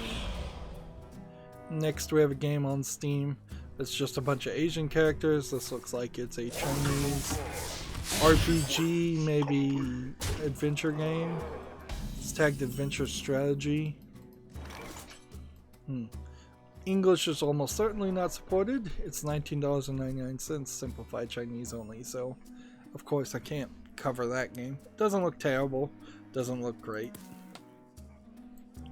Give me a quest. Alright. Swarm them.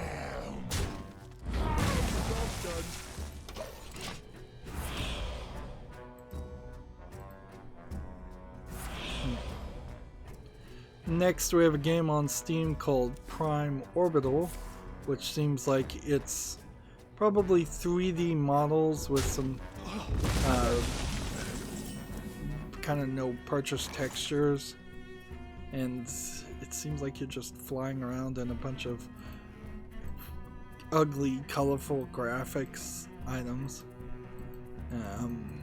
This is probably not as low effort as some other low effort games, but it still doesn't feel like it has a visual aesthetic that has been thought out at all. and it seems like they are just using bright colors to hide the fact that they didn't want to purchase textures. Yeah, I see nothing here that appeals to me. It's early access, $19.99, English only. Alright, let's play this. The Fire Lord. And then play this. I'm not ready. Let's see. Next, we have a game on Steam called Supremacy 1914. This is a strategy game that's already mixed, so I'm not going to bother to put it on the follow list for that reason. Looks like it's a Risk-style strategy game or a World War II-style strategy game. It's free to play, multiplayer only, so many different reasons why it couldn't make it to the follow list. Let's see. Cthulhu is my shield. Let's see. What does this do? Alright.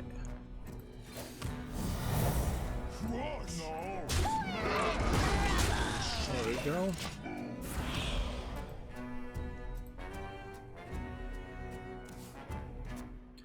Here we have a PC Games In article. Twitch viewership stagnates for the first time as its competitors gain ground. So July 15th, 2019, more reports suggest Twitch competitors are catching up. Okay. Yeah, that's... I think we already covered a similar article to this in a previous stream. It does seem like Twitch is losing some of its luster. What's funny about the Amazon.com Prime Day issue in particular is that that game they had a tie-in sale called Twitch Sells Out, and it seemed to really just be promoting a very small amount of games, and it didn't seem like Twitch was really getting promoted on Amazon.com in any way. So you're definitely definitely having some conflicting messages and definitely not coordinated messages. It felt like some of the games that Twitch were selling were games from other platforms also, so that was a little weird. So I'm pretty sure they were selling Steam codes for a game through Twitch, which I don't even know how that would really work, but somehow it seems like it has. We don't have anybody online right now, so it doesn't make any sense to try and challenge a friend. If we can beat this guy, which is big if, we should get the reward. Moving on, Gamatsu has an article, The Legends of Heroes Akatsuki no Kiseki Mobile is coming to the Switch this summer in Japan. So, another... in this case, it's a mobile game, I think, coming to the Switch, which you don't see a lot of that. It's an online story RPG, first launched for PC and later released for PS Vita and PS4. Oh, I guess it isn't a cell phone game. Interesting. And I'm not 100% certain where the Legend of Heroes series is, if that is a long-running series of RPGs or if that's just several games have a similar title to that. So there's still a lot for me to figure out.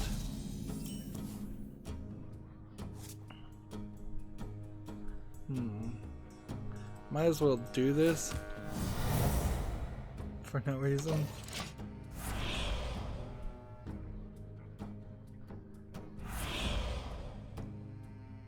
Oh, those cursed coins. I forgot about them. We have a game on Steam here called Noct True Tales of Robin Hood. This feels like this might be a text-based game. Yeah, yeah, it looks like it's a mostly text-based game. Although it's labeled as an RPG adventure and is story rich. It's discounted to $16.99, English only. This is way, way too low quality to be selling for $17. And here's a sob story. It's taken me 6 years to make this game. You should have given up after 2. Frankly, if you were just making a text-based game. There is no reason to spend that much effort on it.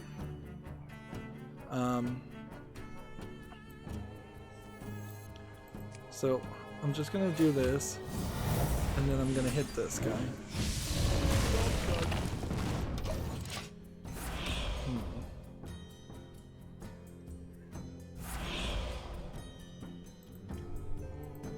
Alright, now I can just see the end of the road right now, so if we probably are gonna have some stuff left over.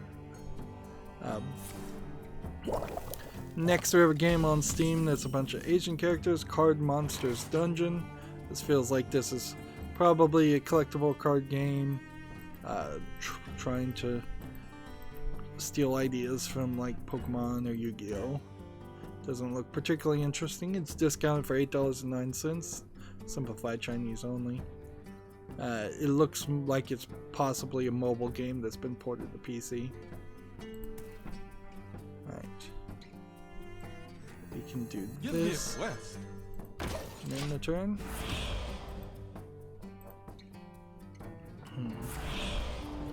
Next we have a game on Steam called Beats Warrior Neon, which this is another dungeon. What is that game? Where you have to follow the rhythm as you're crawling in a dungeon. Well, it's another rhythm-based game. So I'll give this a follow because it looks like it's more of a 2D platformer game where you have to follow rhythms. $2.69 discounted, English and Chinese. It probably isn't a good game, I'll fully admit that, but I'll want to give it a chance. Crypt of the Necrodancer is the name of the game I'm trying to think of, by the way.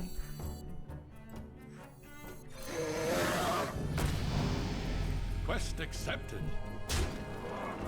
Job's done.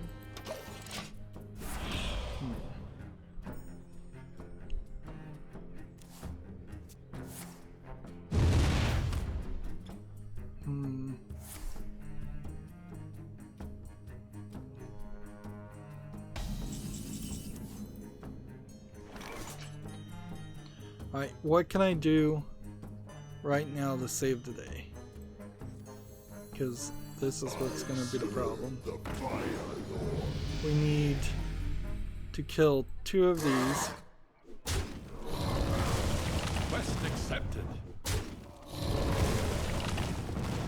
And then just go ahead and use the hero power because we can. And then another turn. Let's see. Komatsu has an article here for the PS4. 13 Sentinels, Aegis Rim, 5-minute video and live stream special is set for July 18th. That's an announcement for an announcement. So, not too much you really need to take from that. The mana. Quest accepted.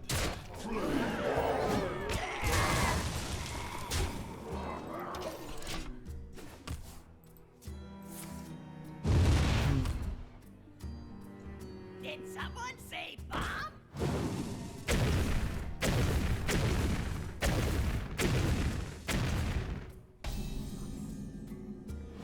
Can we win here?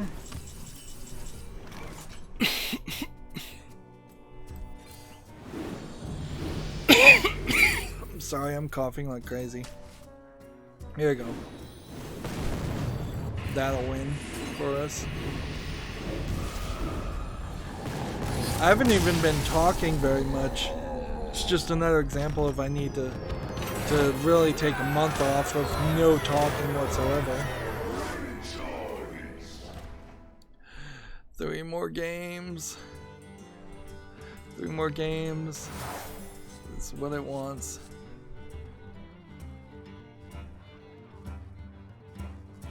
Three 1/1 boombots at the beginning of the game. This is better card.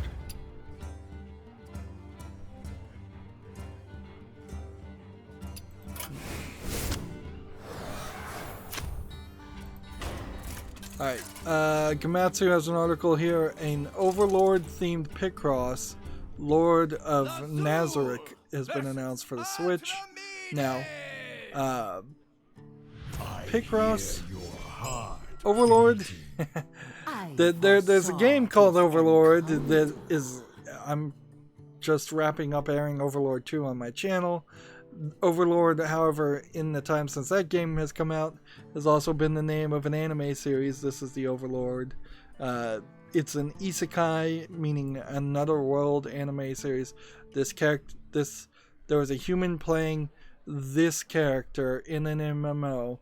The MMO shut down, and then he woke up in a world like the MMO, but a lot more detailed, and he can't log out. He's got a collection of people that are underlings for him because he was like the highest player in the MMO possible. What does that have to do with Picross? Nothing. It's just Picross is just this game. It's just pictures that you're drawing based on a number, or I guess in this case color rules. So this is a weird tie-in for sure. I guess Overlord is relatively popular, but I doubt this would come over to the West because it's way too niche.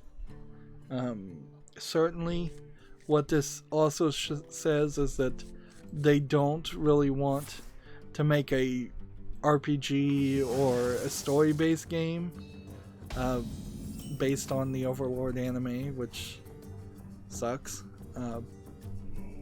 for sure. But whatever. Not every anime needs a video game based on it. In fact, almost no animes need video games based on them. They tend to be pretty bad.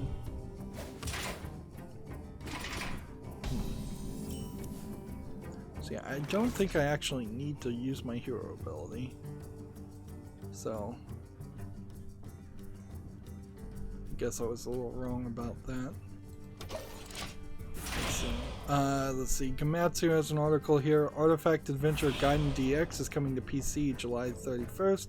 This again looks like a tiny 8-bit pixel style RPG. Nothing that looks that interesting. It originally launched for the Switch on June 6th. I doubt there's anything in this that would make me want to play this. I think playing a game like this, in fact, would really just make me want to play old NES games like The Legend of Zelda instead of playing new games that look like old games. Alright. How can we do this so this won't end up just destroying me? Give me a I don't quest. think there is a way to do this without this ending up destroying me.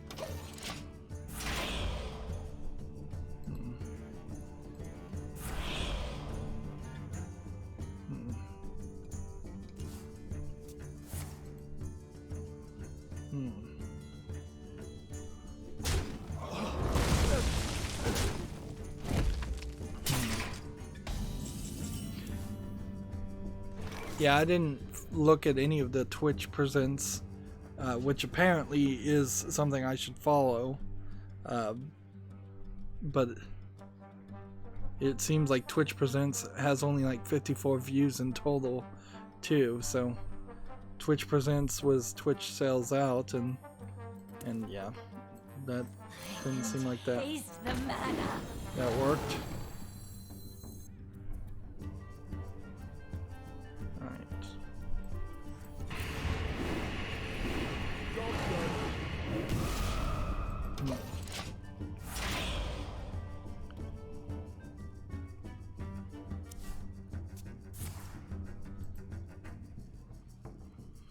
Let's see. Gamatsu has an article. Fatal 12 for the PS4 opening movie. Due out August 8th in Japan with English and Japanese tech support. Fatal 12 is a mystery visual novel. So there's a entry movie here that I'm crossing my fingers and hoping is YouTube appropriate. Yeah, I think you're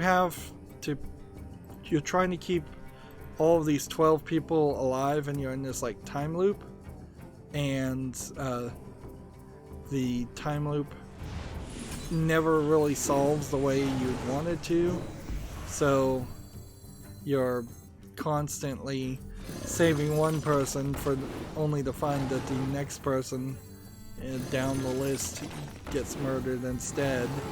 And so it's probably a complicated system that you will eventually have to figure out to make sure all 12 of them survive. And inherently in any story like that, there's a decent chance that the way you get the 12 people to survive is by sacrificing yourself in some kind of noble action. Let's see.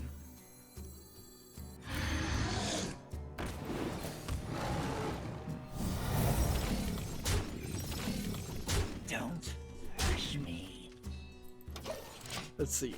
Next we have a game on Steam here that's a bunch of Asian letters. It's called Nino's Isekai, which, same word, another world. Isekai, very popular, or at least being sold quite a lot. Maybe not as popular as some would think. This feels like this is just a combination of a lot of different art aesthetics and what looks like a busy and probably uninteresting card-based RPG. It's early access, English is not supported, it's free to play, it's Chinese only. It doesn't look that good. But yeah, I don't really have anything else I have to say about that. Back to work.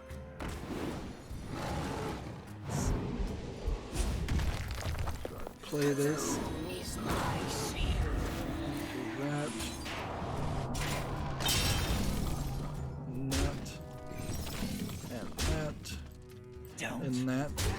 If he has any reform coins, he'll lose at the beginning of this turn. For Blackwing. I guess he played the reform coins. But I'll still win, regardless.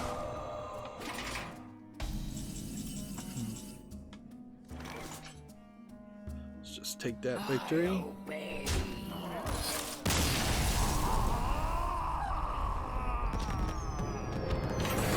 So that should have been our 4th victory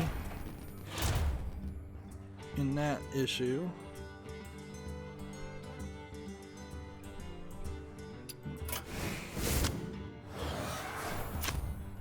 And so now we should just be playing to get 2 more victories for the other reason. Next we have a game on Steam called Bridge Builder Racer.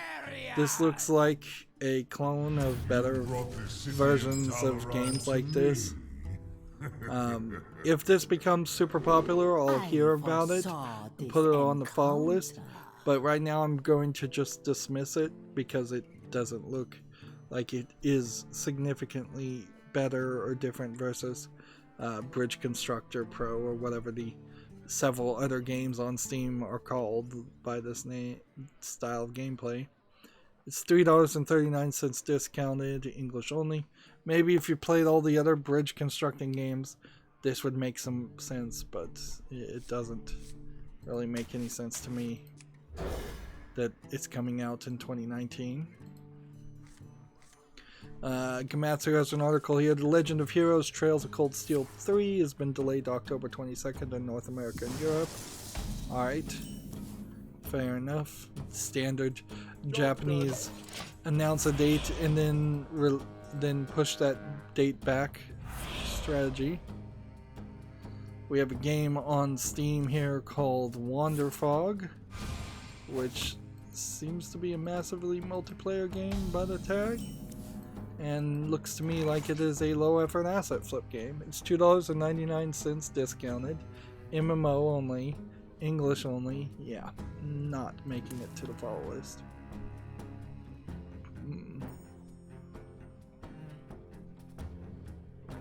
Do we want to wait till next turn? Yeah, let's just wait till next turn.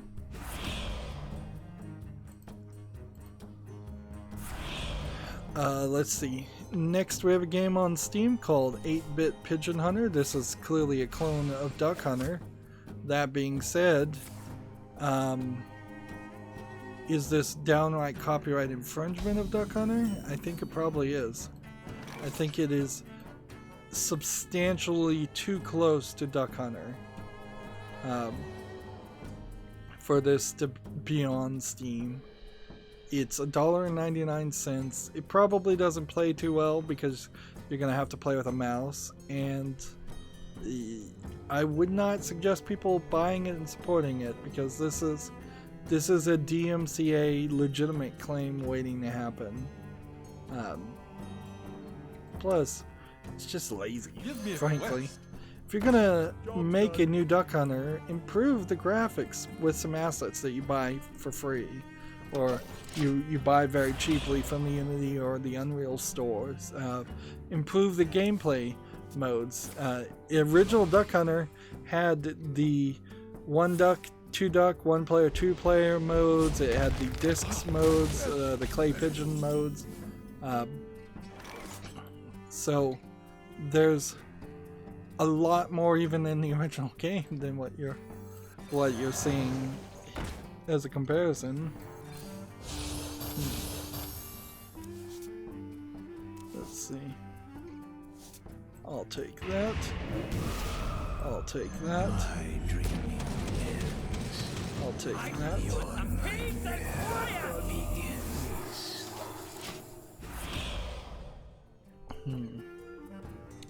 Next we have a game on Steam called Rocket Boy. A lot of these games I think I probably could have curated, particularly if I knew I was going to get stuck in doing these tavern brawls. Rocket Boy is $1.99, English only. There's nothing visually interesting. It looks like an MS Paint game.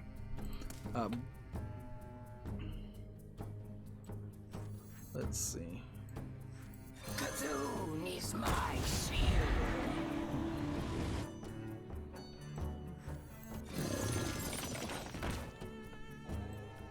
Attack here, here, and here. Yep, we are close to victory. I wield the power of Black Wind.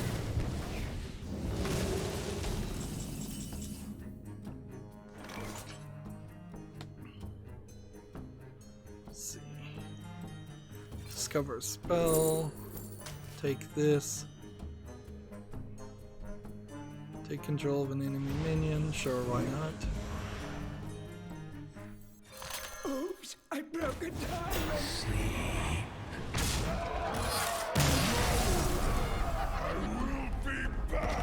So another victory.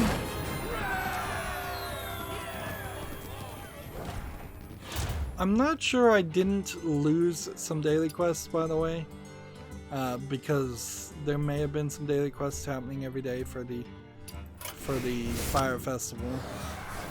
If I did, oh well, I don't care enough, frankly. Moving on, Gamma Sutra has an article here. Terraforming Mars developer Lucky Hammers has closed down. I don't recall a game called Terraforming Mars. It must have not been that good. Apparently they were working on an unreleased game called Mansions of Madness, Mother's Embrace. I do recall seeing a game by that name. Quote, we're working very hard to make sure all our employees can find a new home and studios where they will be able to keep expressing their creativity and their art by making games, end quote. So, what did I say about companies going out of business in 2019. It's been a while. We were seeing quite a few layoffs and shutdowns in the first 2 quarters, where you would typically expect them to happen. So it has been rather quiet lately, as far as massive amounts of shutdowns and layoffs, although we've had little bits of layoffs here and there. But I wouldn't be surprised if we start seeing more layoffs after November, after Black Friday, into the end of the year. That would not shock me one bit, if that's where it starts going. Let's see. Just gonna wait, I guess. I can just wait. TechRaptor has a article here, and I want to mention it, but we're going to talk about the Humble Bundle anyways. Humble, very positive sale brings sunshine to the Humble Store. So there's quite a few games on sale at the Humble Store. I don't typically buy games directly from the Humble Store or Fanatical, as it was the spin-off of the Humble Store. But there is a Humble Bundle that I think I might purchase. Although that being said, I might be rather over budget this month too. Job's done. With the Amazon Prime Day, that in particular was front loading a lot of purchases that otherwise would have been spread around over a much longer period of time. My hand is full. Alright, we gotta do something here. This and this Job's done. and in the turn, I don't think this guy can attack. Nope, he can attack. Darn it. Gonna have to kill him rather quickly.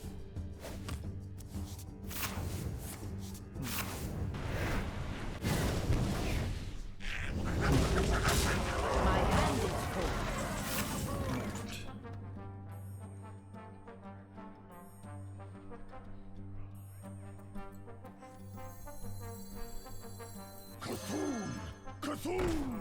Cthulhu!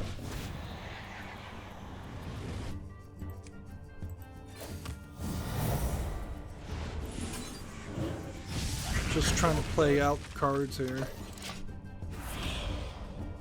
Let's see. TechRaptor has an article. A look at how Nowhere Prophet combines roguelike and card mechanics. I've never heard of this game, Nowhere Prophet, so it's probably not out yet. But I like the thumbnail. Nope. This is apparently still in development, or it's not actually a video game. Yeah. It launches July 19th, so that's an advertisement for lack of... Let's see. Attack and health of a minion. You love my new recipe. Oops, I broke a diamond. Job's done. I'm gonna die before I get to a point where I can play.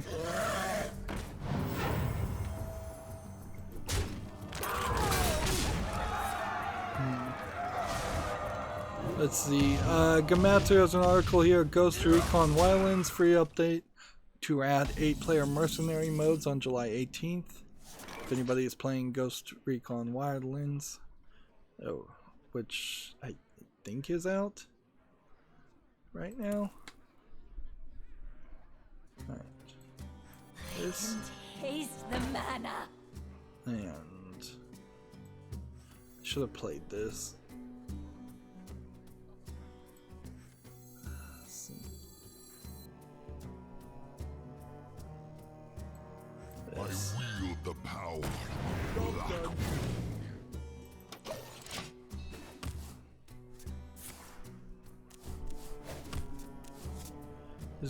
He's making me run out of cards, but he's about to run out of cards too, so I don't know what his strategy here is. Unless he's got a Mechathune. Happening. But he still would have to get rid of a lot of cards.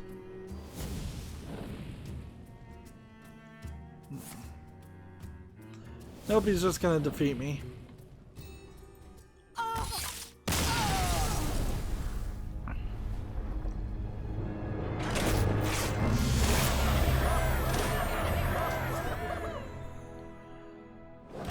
Well, I think that puts us in a position where, let's see, I need to play things that cost 5 or more, which I could do off screen.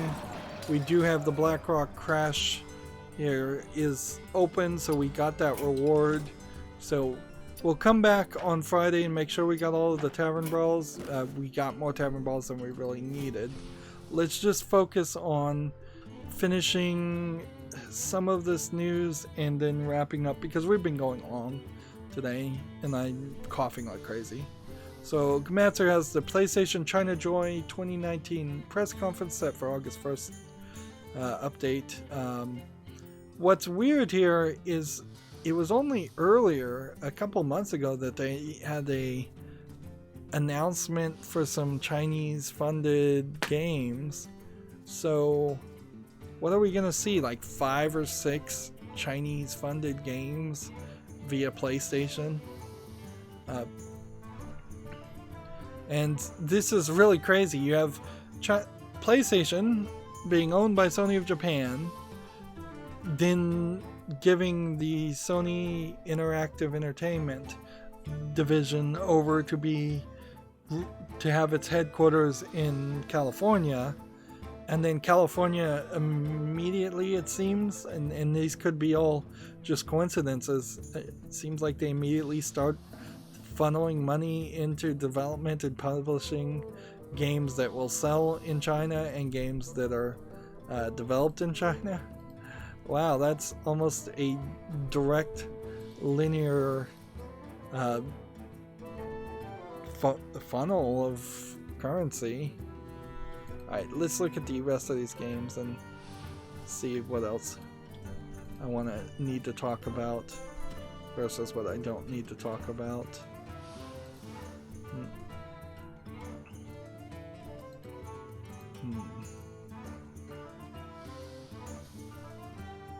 See, this game here, True North, looks like a low effort asset flip first person shooter. If any of these images will load. I don't even know why they're not loading at this point.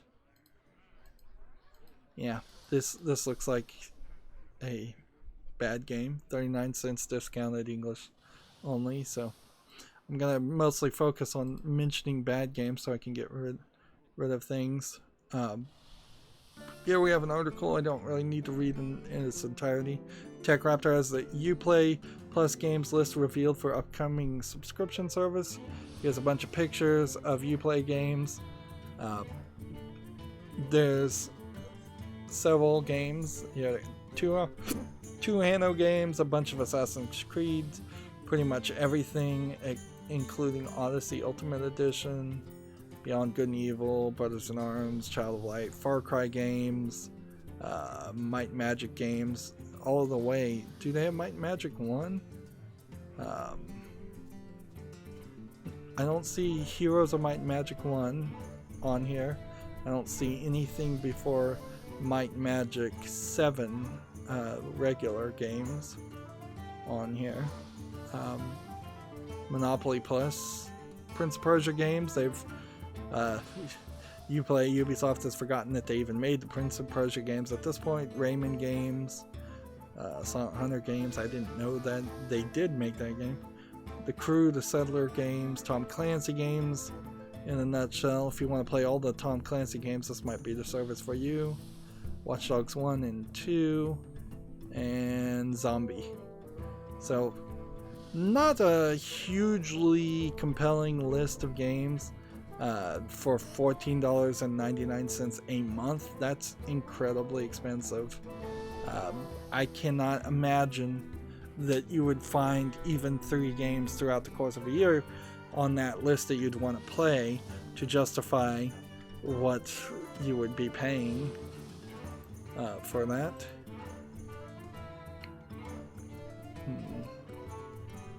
Here we have a visual novel game that is called Le Intranger, which sounds French, but I don't know what that word would mean.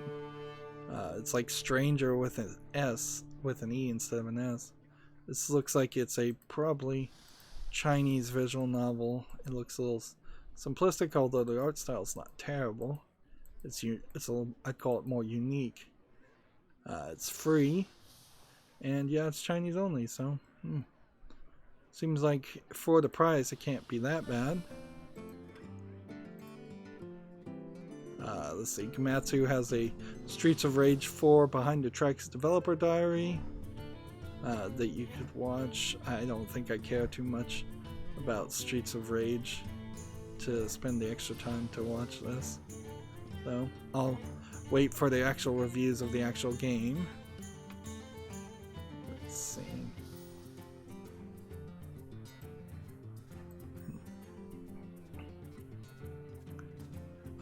TechRaptor has an article here. Humble, very positive Bundle 3 now live.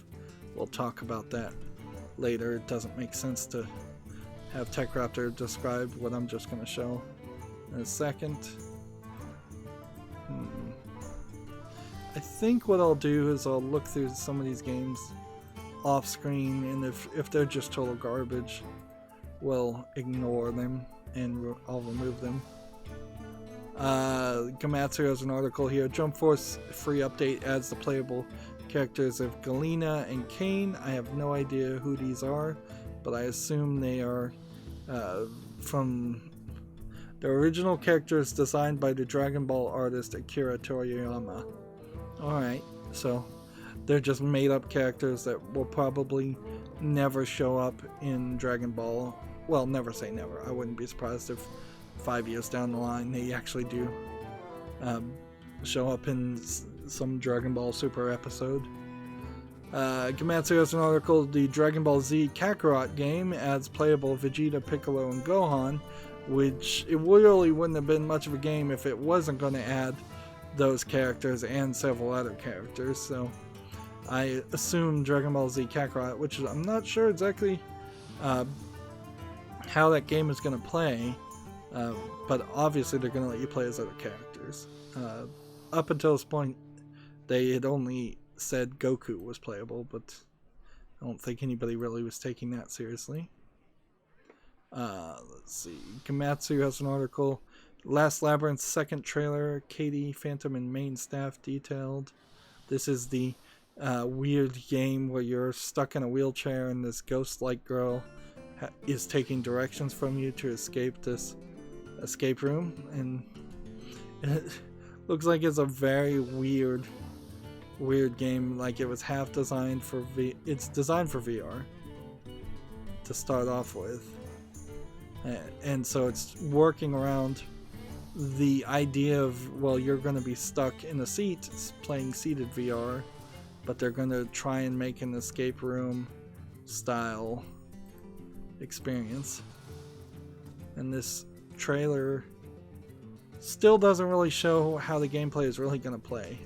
This is a game that has intrigued me with its visuals, certainly, and it's how in the world is it going to actually turn out to be a good game question, and I imagine the answer will probably be it actually won't be a good game, and you'll just be left with some slightly intriguing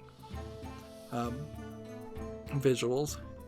Gamma Sutra has an article. The outsourcing studio Pole to Win, P-O-L-E to Win, expands with a Montreal office. I've never heard of Pole to Win, and this is probably into too inside baseball.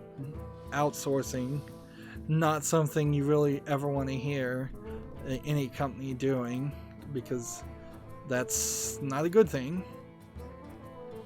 Let's see. Gamma Sutra has an article. The indie publisher Private Division splits from the Swedish developer The Outsiders.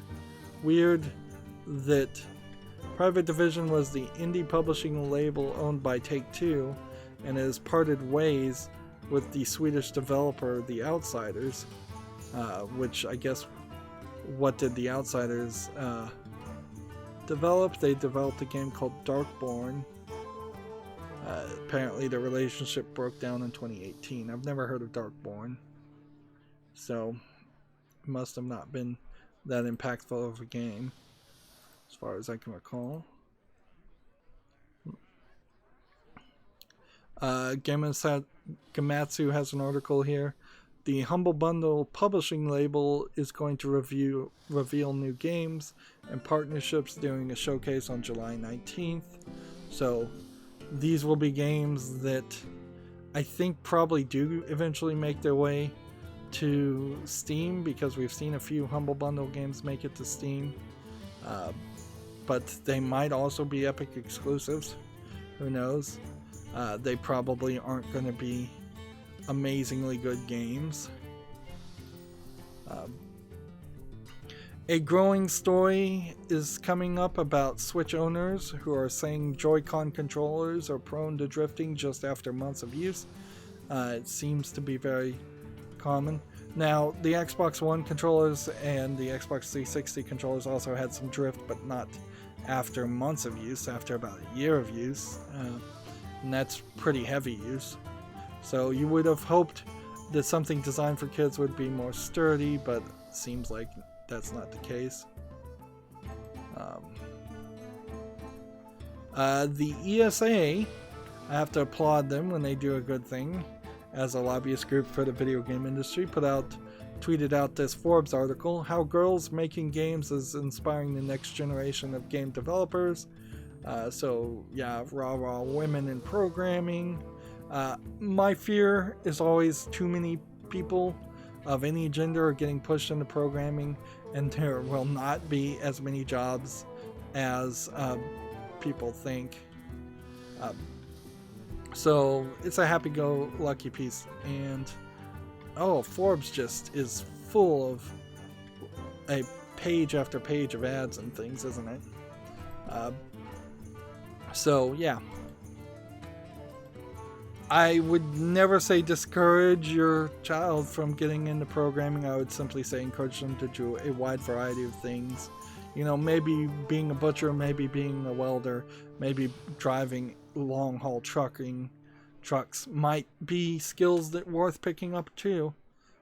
Has somebody who spent their entire education focusing on programming and then really didn't end up using it as much as he would have thought, and found that there was actually quite fewer IT jobs than what people thought were going to happen on programming jobs in general.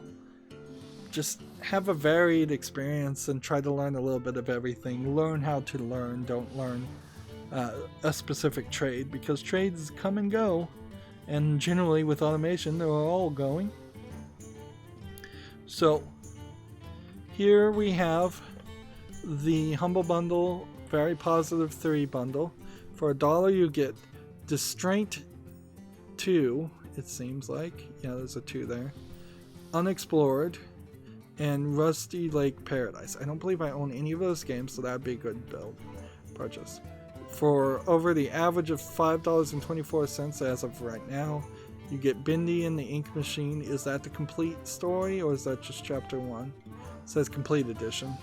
Prison Architect, I may already own that, but that wouldn't be too big of a deal to double up on. And Next Machina, which I don't believe I own.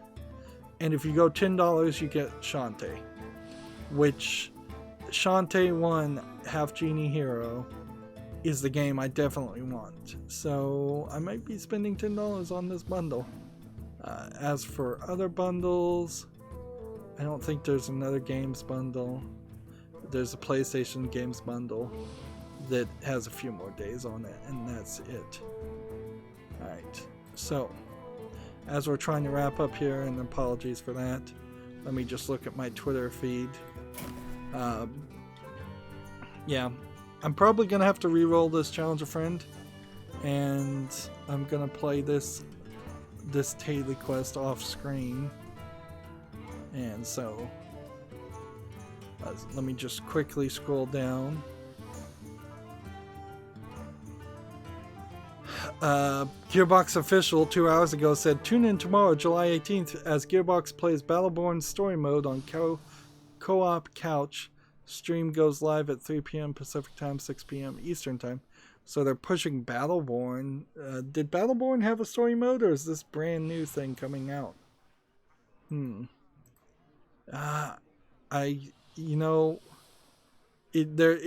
Whatever they do is too little too late as far as Battleborn happens. Twitch support said 2 hours ago, we made it easier to express yourself and communicate with others. Chat, a clearer layout, prompts letting you know when you can share a milestone and more. So they've updated their chat interface. Let's see. Alienware's co-founder Frank Azor is now AMD's chief architect of gaming solutions. That's a little inside baseball, but that might be interesting. Although, I'm not sure Alienware really did anything technical other than just good branding to sell hardware. And not even particularly the greatest hardware, in my opinion. Alright, and yeah, there's no other tweets. So we are done with this stream.